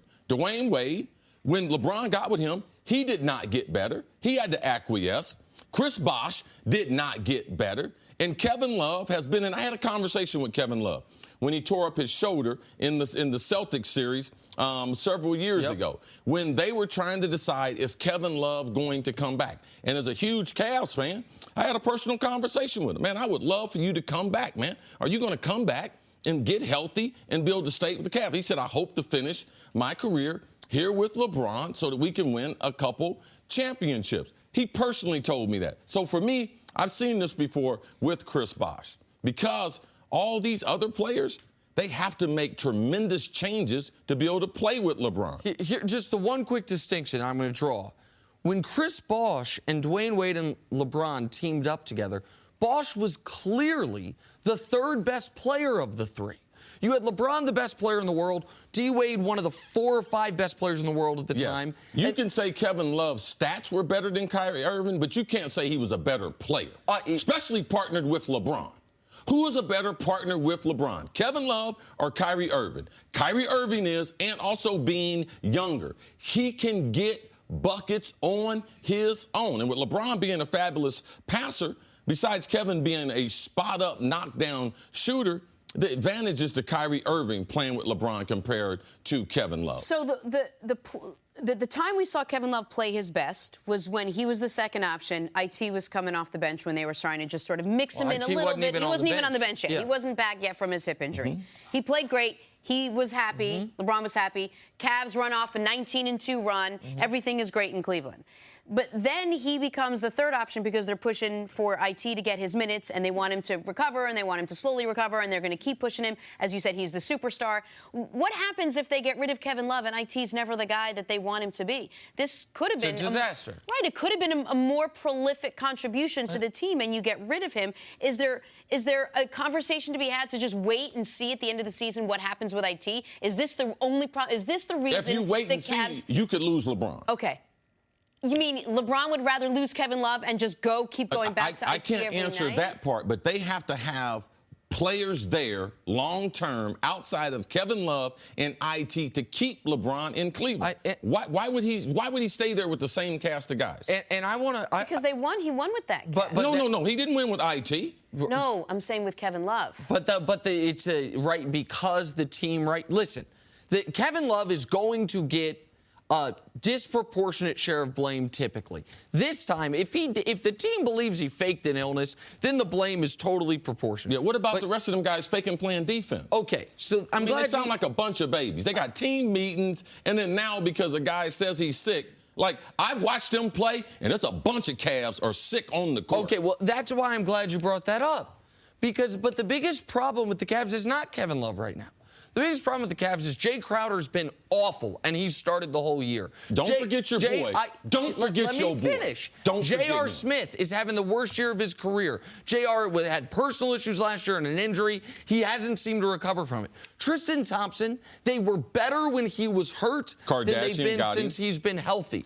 All those are three key rotational players who were starters when the year began. Why are you getting rid of this guy? Well, I don't know that they it's are just a getting conversation, rid of him. But also, Kevin Love is the most valuable. He would fetch the biggest price. Get the most for him, but he seems to be the one, except for this little stretch, that's actually contributing. But it's all, and all those other guys aren't. That's all fair, but Kevin Love is also the one they've always wondered, can he play against the Warriors? Yes. Does not match up well with Golden State. Because of his defensive limitations. But by the way, the one guy whose name we didn't mention as possible could get traded, Isaiah Thomas. His tenure with the Cavs could be very short. Like, Cece's right. Everyone but LeBron and D-Wade, because he's LeBron's guy, is tradable for the Cavs right now. Every single person on the roster. Hey, guys, it's Nick Wright. Thank you so much for listening to the First Things First podcast. But before the show moves along, I want to tell you about another great podcast available from Fox Sports. It's the Maybe I'm Crazy podcast with Joy Taylor. You know my friend Joy from Undisputed, but on Maybe I'm Crazy, she's breaking down the biggest stories in the world of sports in only a way Joy Taylor can. Does any other podcast beside Maybe I'm Crazy have loser power rankings? I don't think so. So check out the Maybe I'm Crazy podcast with my pal JT every week from Fox Sports. Back here on First Things First, lost in the shuffle over the weekend. Classic case of he said, he said. Rockets beat the Warriors 116-108. After the game, Rockets center Clint Capella said Houston is better than the Warriors. He also said he likes my art project better than your art project. Kevin Durant responded to Capella's comments yesterday. Take a listen. You hear that from the guys like Capella, you know, usually he's catching the ball and laying it up from CP or James Harden. So his job is not as hard. I mean, when your job is that hard, you know you can't just come out there and say like that. You know what I'm saying? So I don't expect that from CP and James and Ariza and the rest of the guys because they know how hard it is to come out there and do that every night. Capella, I mean, catch and dunk every night, so it's pretty easy for him. I will tell you one thing about the NBA this season. It's just the season that keeps on giving and giving. And we have something to talk about every single day. Well, let's jump on Kevin Durant. What was your reaction to Durant's comments, Nick? Kevin Durant is the perfect person to talk about this because he might be the world's most foremost expert in finding the easier way to do something and then finding a voice because of it. I didn't hear any of this type of commentary from Kevin Durant back when he had a really hard job. Back when his job was leading Oklahoma City in a tough Western Conference against teams such as Golden State. And ever since Kevin Durant has gotten to a place where it's great when he's great, and he's usually great, but it's not necessary when he's great. When he's got, I would argue, the easiest job of any top-tier NBA superstar, now he's found his voice. And I guess good for him, but for him to knock Clint Capella and say Clint Capella's job is easy, I don't think that's fair to Capella, and I think it's very rich coming from KD. Well, Capella said that they were better than Golden State. So whatever you say about Capella afterwards is because he's the one opened up his mouth. You know, like, yeah, oh, we're better than Golden State. Well, how many times have you made a contribution against Golden State? Have you ever played Golden State in a series? So I'm looking at the comment. I don't have any problem with Kevin Durant because Capella's job is easier. It's the truth. So a lot of times we say, oh, man, I like the guy to tell the truth. Capella has a lot easier job than all the other stars, all right, that have the main role.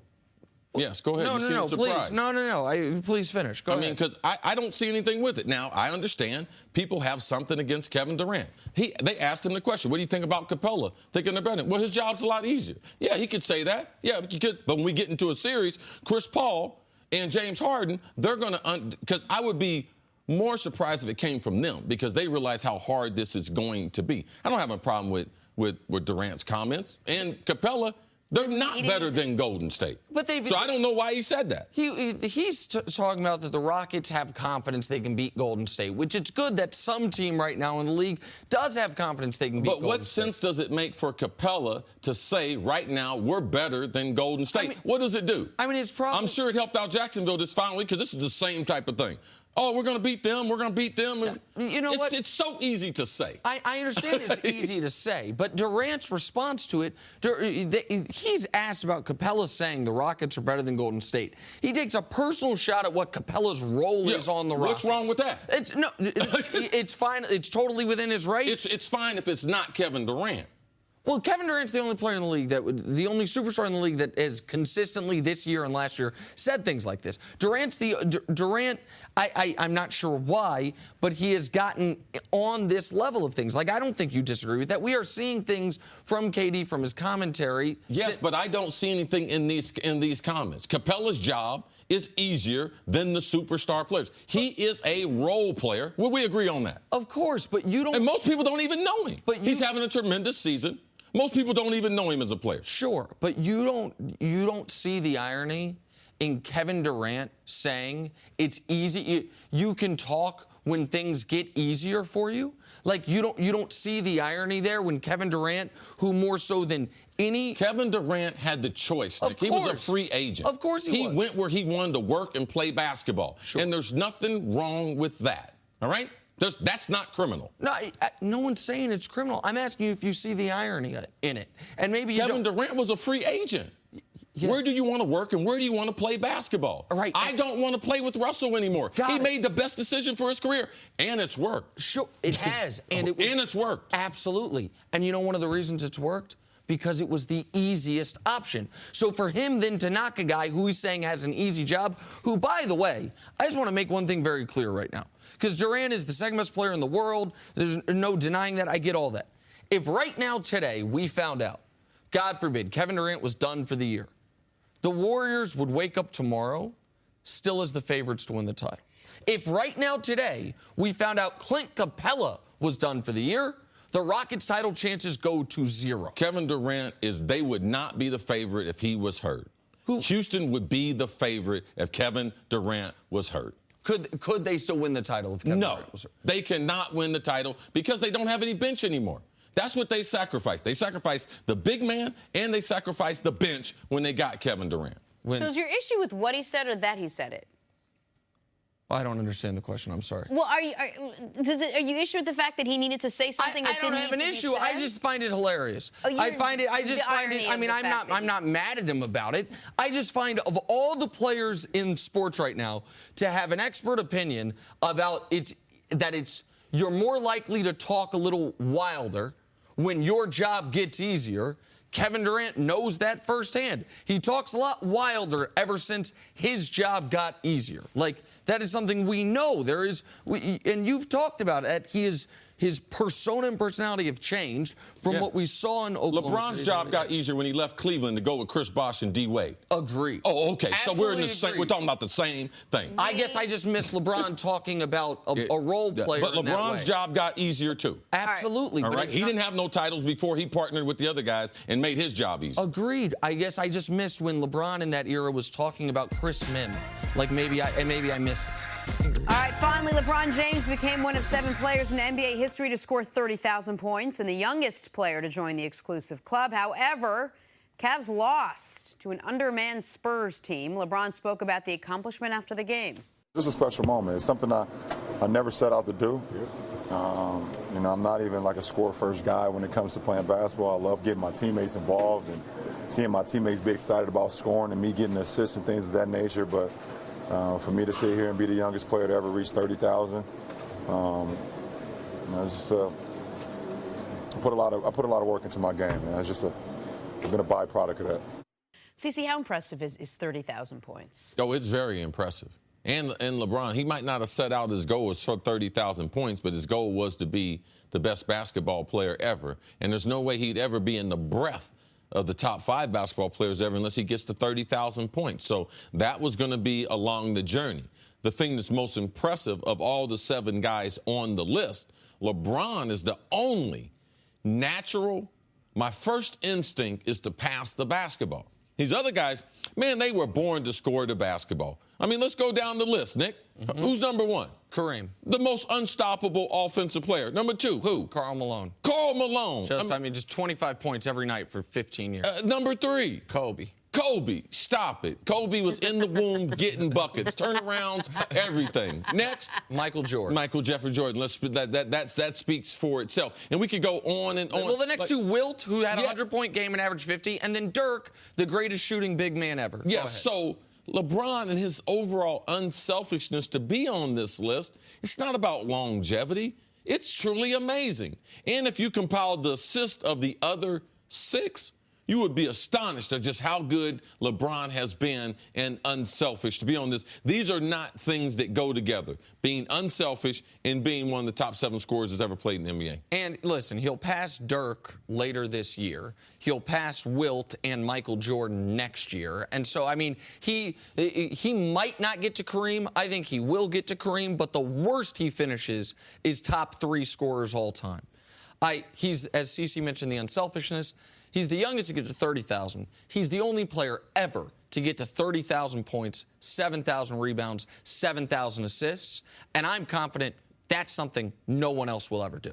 Like that volume of scoring combined with that volume of rebounding and assists, it's remarkable. But the most, and I know the Cavs are in a bad way right now. They're going to have to make changes. LeBron's been part of that. But if we're just going to go from 30,000 feet, if I may, and look at his career, the most impressive thing to me about LeBron James is he was the most hyped high school athlete I've ever seen.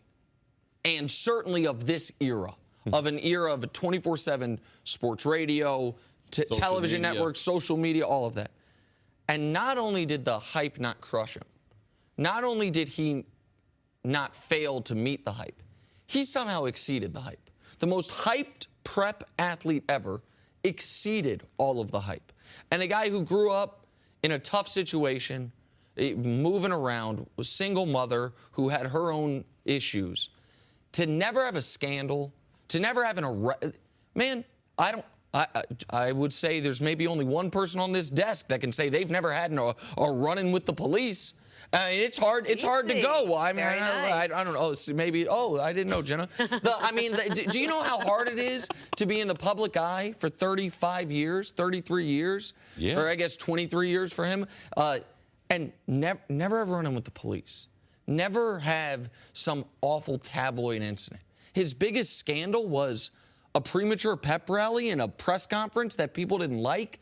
That he gave the money away to charity. Right. The biggest black mark on his career ended with $4 million for the Boys and Girls Club.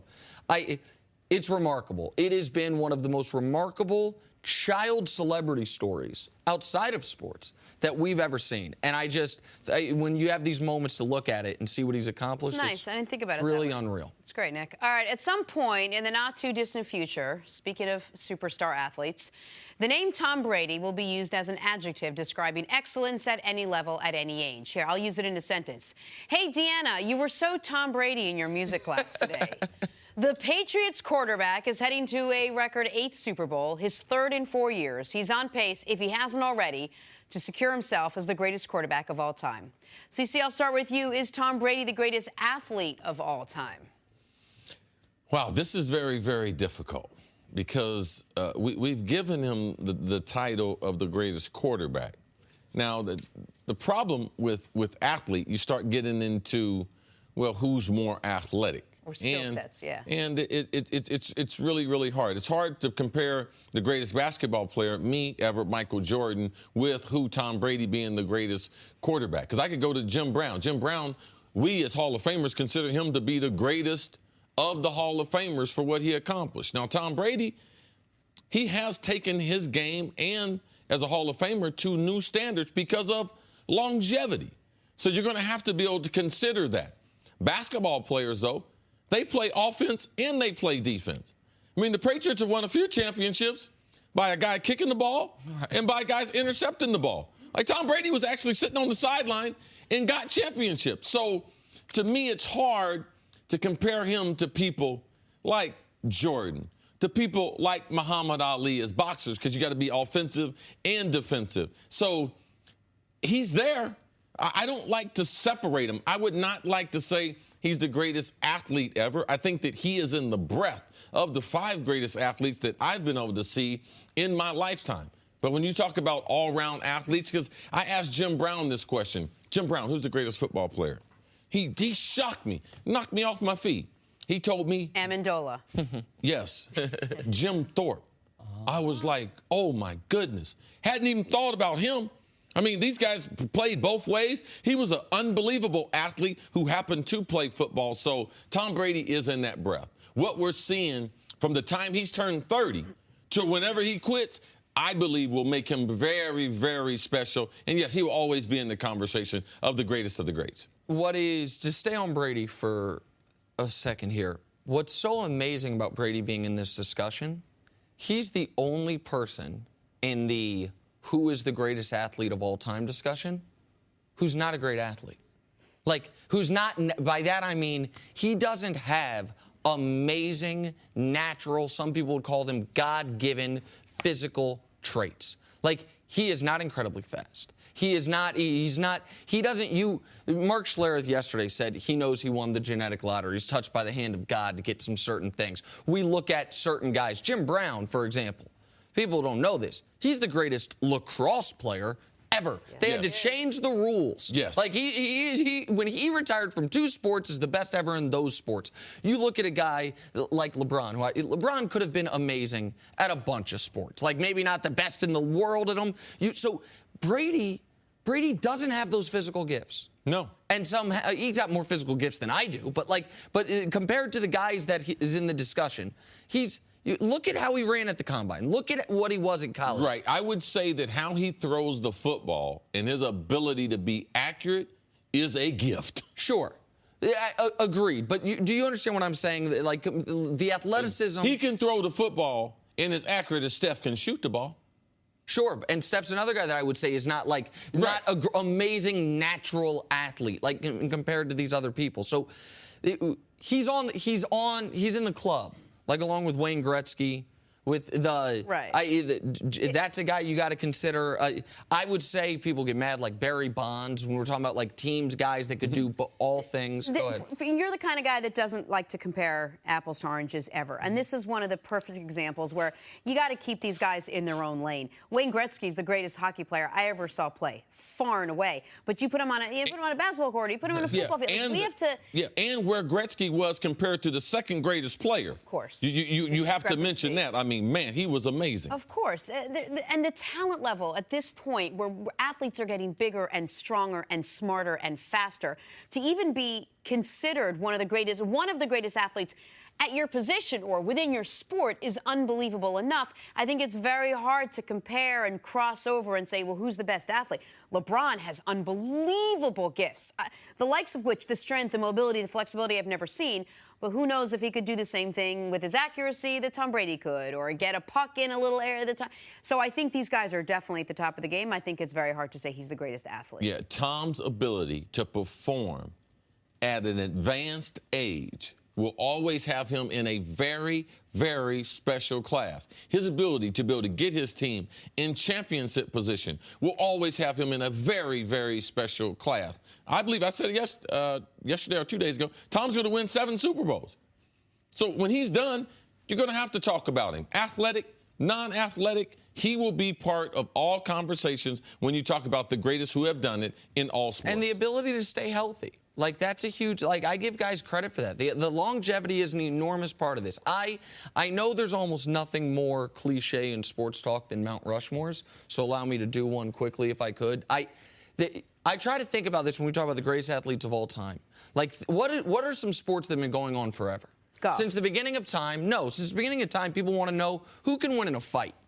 So the greatest, to me, the greatest fighter of all time has to be on there. That's Muhammad Ali. Since the beginning of time, people have wondered, who's the fastest guy out here? Who can run, whether it's from lions or saber-toothed tigers or whatever? Usain Bolt. So he's got to be on there. I also want to be fair to all people. Who's the greatest female athlete of all time? Serena Williams. She's got to be on there. That leaves one spot for the greatest team athlete ever. Some people would have Michael Jordan. Some people would have Tom Brady. I have LeBron James.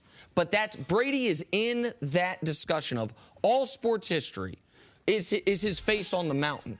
It damn well might be. And he's not done playing. It's remarkable. All right. And finally, the NBA All-Star reserves were announced yesterday. Ton of notable names on the list. 2 Washington Wizards, 4 Golden State Warriors, a lion, a tiger, and a bear. Oh, my. Most notably not on the list, Andre Drummond, Lou Williams, and Paul George. Russell Westbrook was particularly fired up. Take a listen. Unbelievable. I think it's just outrageous in my opinion. I think, I don't know who else made the team, but I know got guys, 4 people from one team, got guys, complaining about getting snubbed until they get in. You got guys that, just talking about it all the time, but the guys that deserve it should be in. It's not, I just don't understand. It doesn't make any sense. Guy to lead the league in steals, compete every night. Top 2 at his position. You know what I mean? It don't make any sense. I love it. All right, you could read between the lines and probably figure it out. Every single player we in know every who single he's mad team about. who he's talking Listen, about. we know he says 4 guys from one team. That's the Warriors. So that's a shot at Draymond and Clay. He says a guy complains about it, so he gets on. Dame, get the hell out of here, he's saying. And then the best one, top 2 at his position. Well, he plays small forward.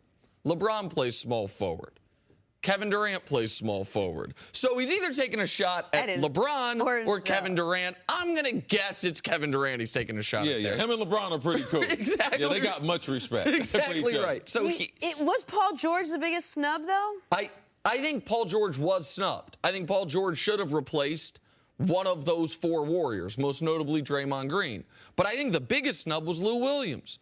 Lou Williams is averaging 23 points a game, carrying the Los Angeles Clippers in a year where they are a half game out of the playoffs. He's been the NBA's leading scorer over the last month. He has 14 30-point games. And this 14 30-point games. 3 40-point games and a 50-point game. And, Cece, this is where I'm going to be a little sentimental. For Lou Williams, it's cool. This is his one chance to make an All-Star game. If you make it, he gets introduced forever. Former NBA All-Star Lou Williams. Like, that's a chance for him. That's a cool thing for a guy that's not going to be a Hall of Famer, not a perennial All-Star. So I think Lou Williams and Paul George were the snubs. Right. Draymond's the one that you bring into question in the West as far as the Warriors, because look at Klay's number. Klay has been amazing. Not only his points per game, his shooting average, shooting percentage from the field, from the free throw line, and from 3-point range has been amazing. So Draymond would be the one. But also you have to look, Andre Drummond. He's getting 15 rebounds a game. Talking about he's one of the most improved players in the NBA. he got snubbed also. When you have an all-star team, you're always going to have some people who get snubbed or some people who get grandfathered in. But typically, people like Lou Williams, they typically get the short end. Is part of this, though, quickly about more maybe a popularity contest, and Lou Williams doesn't have the same cachet that, say, like a Draymond Green has? Well, when I it comes think to fans they're trying to reward winning. The champions. Yeah. Go ahead. The championships But Draymond hasn't had that type of all-star season, for the first half of the season. Lou Williams has been an all-star. He has earned it. And like Nick said, sometimes you have that great season and they let you in. Next year, with Lou Williams, we don't know. Right. Like next year, he might be a sixth man. He'll be up for Sixth Man of the Year award. Absolutely. All right, this just in. Kevin Durant is having a drama-filled season. Oh, wait, hold on. That's been in for a while now. Another day, another gripe, apparently. If he's not mad at another player, he's mad at Twitter or teammates or the haters, or most recently, the refs. Last night, Durant was tossed from the game for arguing with the ref. His 4th ejection of the season. He's on pace for like 127 ejections this season. 8 is also a number I like to use. We spoke about it after the game. He went to halftime probably with an attitude, so second half, his whole thing was like he's trying to get me. So look at my first tech. I got the rebound and I dribbled the ball hard and he teched me up. He was searching for me. He looking to try to take me up to get me back because he's still in his feelings from the first half. That's what's been going on around the league the whole year. It's a bunch of that, you know what I'm saying? So I got to keep my head a little bit, but I was upset. I'm a human being too. I get upset. That's your man's. Legit gripe, That's guys? your man's. No, it's not a legit gripe. This is okay. First of all, he's like, I dribbled the ball hard. He got upset because on the first tech because he didn't think he committed a foul, which he was right. The foul wasn't called on him. It was called on Kevin Looney, and he slammed the ball right in front of the ref. You're not always called for a tech on that, but you do get called for techs on that sometimes. Yes. That's how he got his first one. His second one, he went on and on for 25 seconds. Yeah, he was eyeballing the ref, even on defense. Circled the court. Yes. Draymond tried to pull him away. This is the end of a 20-second performance by Kevin Durant that started in the front court or on the other end of the basketball court. And for Kevin Durant to say he's out to get me. Well, I mean, KD, has he reffed all your games this year? I just want to show America Kevin Durant's ejections this year and where they rank in the NBA, because this is an embarrassment for the second best player in the world. Kevin Durant is in first place with 4 ejections. This is amongst teams, by the way. The rest of the Warriors are tied with him with 4.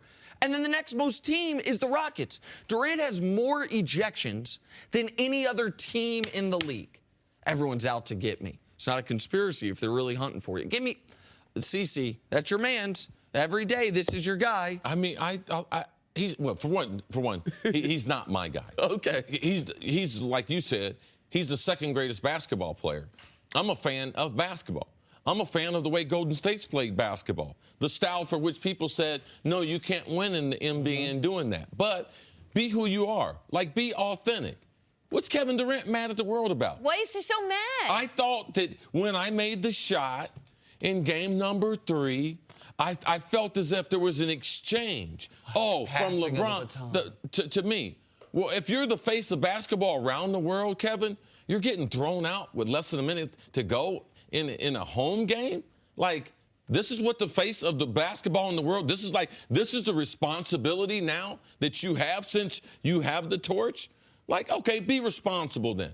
You're playing on Golden State. You're a world champion. You're an MVP of the finals.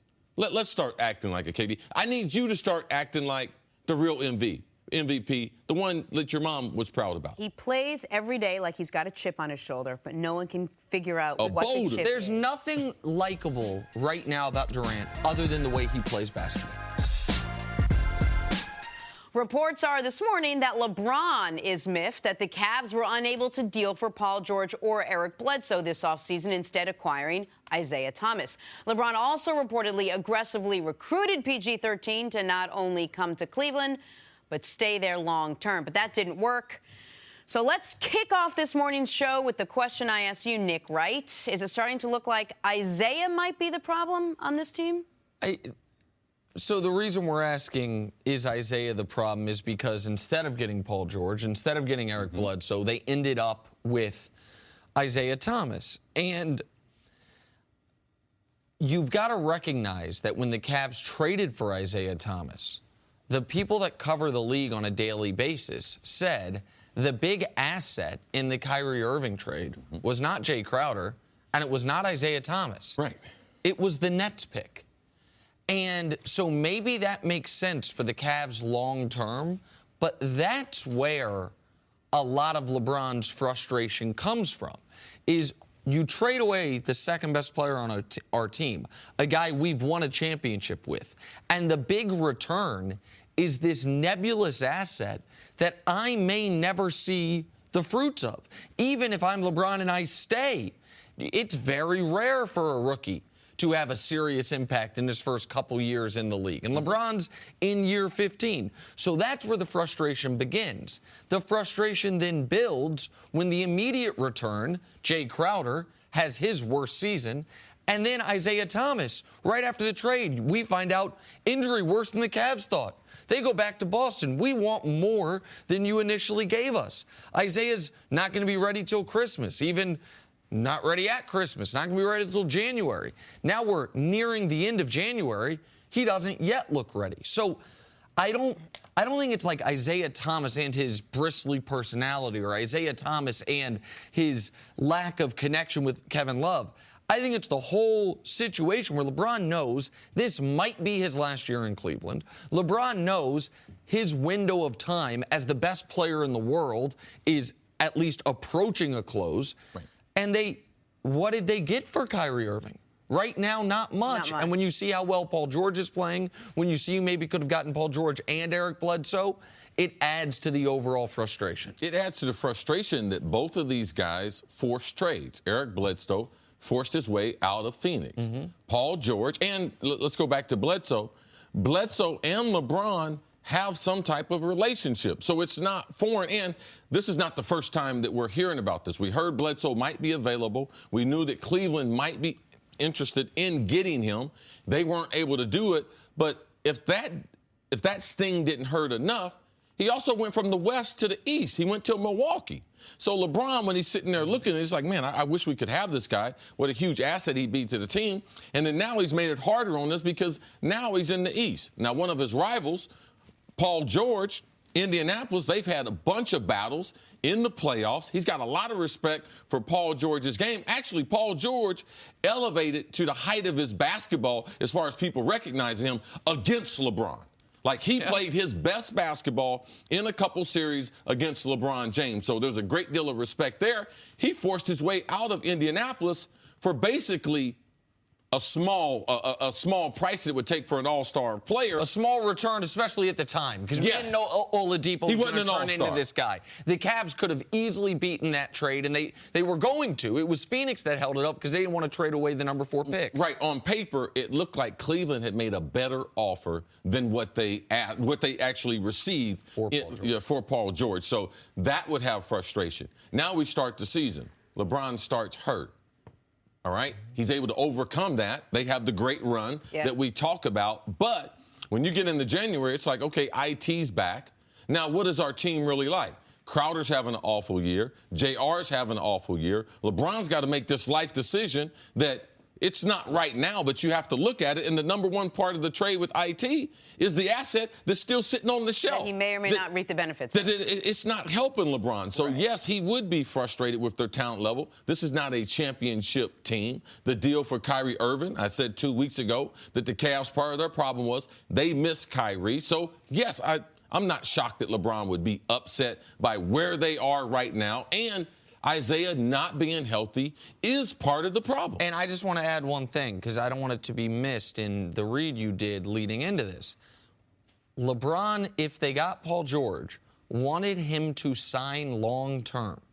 That debunks to a degree this idea that LeBron decided a year ago that this is going to be his final year in Cleveland. I think the majority of people who really have an ear on the situation would think that LeBron hadn't made up his mind. All this stuff that he was going to L.A., that was just That's just TV talk. That's just radio talk. There was really no insight that LeBron would just be going to L.A. just because he had a house there. I agree with you, but a lot of the people watching the show get their information from TV talk and radio talk. So I just want to further amplify the idea that LeBron that was dead set on this being his last year in Cleveland headed into this year.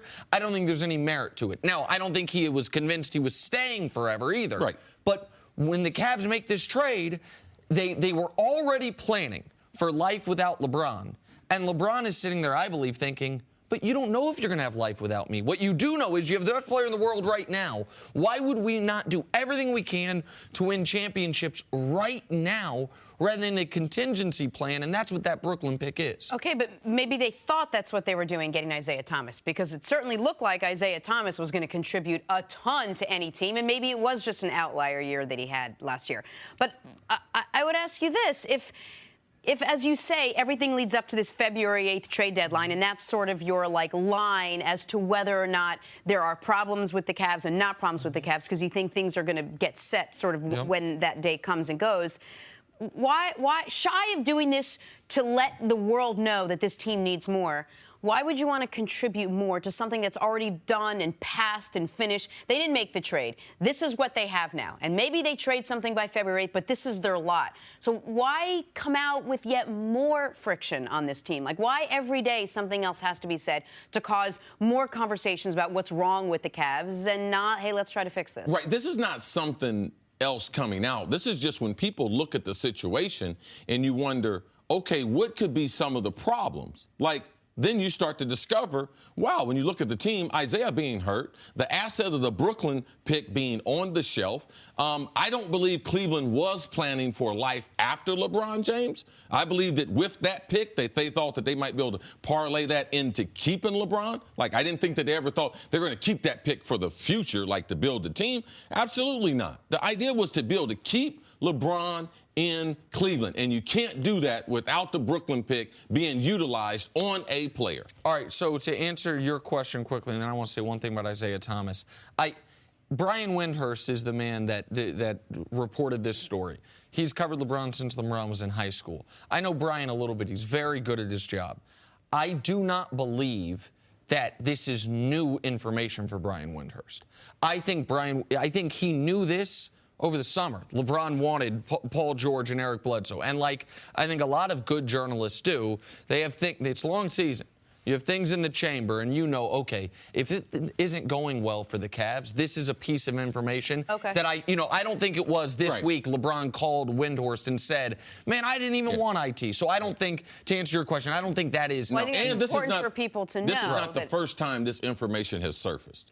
Sure. The timing of it is what was sort of that Paul George was available, and LeBron had interest in getting Paul George. The added nuance to this that Windhorst did on the podcast was that that is adding to the friction with Isaiah Thomas and LeBron. I do want to say one thing about Isaiah Thomas, and it's why I wouldn't sell all my Isaiah Thomas stock yet. We do have to recognize that even though these guys are pro athletes and famous people and celebrities, they're real human beings. And the last 9 months for Isaiah Thomas have been as difficult of an emotional ride as what any person could deal with. To go from your highest heights as a pro athlete to then within a span of 3 months, break your face, have a serious career-threatening hip injury, tragically and unexpectedly lose a sibling in a car accident, be traded from a team that you were thinking one day might retire your number, to then all of a sudden having to totally change your game to play with one of the most demanding players we've ever seen in a new city with a bigger expectation, arrow, or target on your back than ever before, that would be difficult for anyone to deal with. And he's doing all of it with the specter of, am I going to get that big contract hanging over him? So I think it might be a little much for us to expect the fully functional Isaiah Thomas already. I think that it still exists that he could get too close to the level he was last year. It's just a lot for him in these last 9 months. All right, look, we all have bad moments. We all have things we wish we could have done or said differently. We all have moments in games when after getting a technical foul, we walk around staring aggressively at a ref, not letting it go even after other players hold you back, and then you get kicked out of a game. We all have that. Well, after Kevin Durant got ejected for an NBA high 4th time 2 nights ago, he said some not nice things about the ref that tossed him. Looking back on it, KD knows he was out of line. I wasn't getting picked on last night. I was being a diva last night. I gotta just own up to it. I watched it when I got home. I was like, man, I was wondering why he was coming at me so hard. But then I watched the plays. I was like, yeah, I look like a jerk out there. Just yeah, it was bad. I mean, luckily we won and we can move past it, and I can kind of own up to it. So I'll be better next time. Back out here on First Things First, CC, your thoughts? I'm so glad that Kevin Durant and whoever his alter ego let him out of the cellar, out of the basement, and allowed Kevin Durant, because that's the Kevin Durant that I know. I know the coaches that coached him at Texas. I know the people that knew him at OKC. That's the Kevin Durant that I know. That's why I was so disappointed yesterday. You look like a jerk. Now, he's talking about I acted like a diva and everything. Yeah. It's very acceptable now that you're able to look at yourself and have some perspective. Yeah. Man, there's nothing I hate worse than people who don't have perspective, like on their own life. They don't even see like what they're doing and what it does to like their image. Like, you're not that guy, KD. Like, don't be that guy. So for me, it's very, very refreshing because I have made a bunch of mistakes, and a bunch of them publicly. But each of them, I tried to learn from them, and anytime there was an opportunity, I tried to have a genuine apology. And that apology meaning I watched or saw or heard what I did. I realized that's really not who I am or what I want to be, and I'm going to try to get better. My next time, I will react better in that situation. So that was refreshing to see the Kevin Durant that I used to know come from in the basement, tweeting and everything, and giving me a real perspective and good insight. And we don't need to see this. We don't need to see this. Do you think his behavior will change? Well, I can just take him on his word. I like listening to interviews. As an athlete, a lot of times I get a lot from the interviews. That right there was a guy who saw himself right after the game. He was like, wow, I see why the ref was coming after me. Mm-hmm. Man, I was acting like a jerk. Yeah, I expect him to be better. Because he said so. I hope what he said is genuine, and I hope he does adjust accordingly. Because obviously you don't believe him. No. Or you just believe there's some doubt there, or what? I have a healthy level of skepticism. Because you mentioning that Kevin Durant from Oklahoma City, it's been a long time since we've seen him. And there have been a lot of exit ramps that he has passed where he could have decided, I'm going to go back to that, and chosen against it. He could have decided it after his first, second, or third ejection this year. He could have decided it after the embarrassment about the fake Twitter accounts. There are plenty of times he could have said, man, what am I doing? Now, it is, as Cece would say, it is never the wrong time to do the right thing. Yes. So if this is the time, I welcome it. You guys know how much I love the NBA, how much I love basketball, and how important I think it is for the faces of the league to conduct themselves accordingly. It's why I got upset when Steph threw his mouth guard at the ref. It's why I haven't liked how Durant's been carrying himself this year. So I hope this is a moment where he's like, man, I can get back. I can still be just as good at hoop and be back to the guy who was in OKC. I just don't know who the real guy is, though. That's my issue. I don't know what is the genuine Kevin Durant because we now have a lot of data on both sides of it. And my fear is, because Cece, you've talked about that KD's not a natural leader. Great basketball player, great scorer, all these things. But that he is not a guy that's just that natural leader personality. My fear is that he is starting to mimic some of the traits of the leader of the team, Draymond Green. The only two guys in the league with double-digit technicals are Draymond and Kevin Durant. Draymond says last week they should fire every single ref in the league. Durant follows that up this week by saying, this ref's out to get me. So I hope that Durant breaks off from that. Because at least with Draymond, it's genuine. That is who Draymond is. But I don't know what the genuine KD is. So I hope that we don't look back on that interview and say it was, that was just a moment that he said he was going to change where he didn't. Because I would like to enjoy the parts of Kevin Durant that aren't just watching him play hoop, like I said yesterday. Yes, but like Kevin said, I realize he's human, and I realize all these athletes are human. I realize when LeBron disappeared in the Dallas series, I wasn't going to stop liking him because of that. There have been other guys. Steph, when he threw his mouthpiece, there was things I didn't like. Kobe did things that I didn't like, but I didn't throw them out like they were trash. I look at the behavior. I accept them as human beings. I don't expect athletes to be perfect.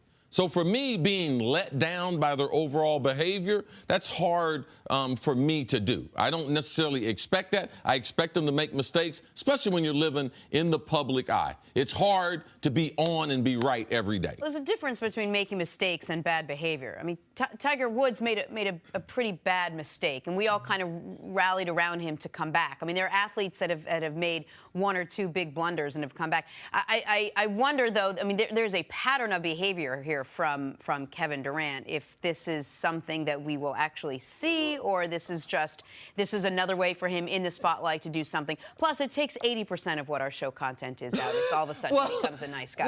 Listen, really, it's about us. Cece, I agree with you that I'm not going to, it's not like if KD gets one more technical this year and be like, see, he was lying. But we are going to be able to tell if he continues the Golden State version of Kevin Durant, who he's been the last 18 months, or gets back to the Oklahoma City version. And by the way, he can do whatever he wants, but I think it fairly can affect how people view him. I think that Durant will always be in a lot of people's mind, just like LeBron. When LeBron left Cleveland, there were a lot of people that hated LeBron for no reason. But did they come back? When KD left, some of them did, because he went back to Cleveland and won. When KD left, a lot of people don't like KD because he joined Golden State, and that will continue regardless of what KD's behavior is.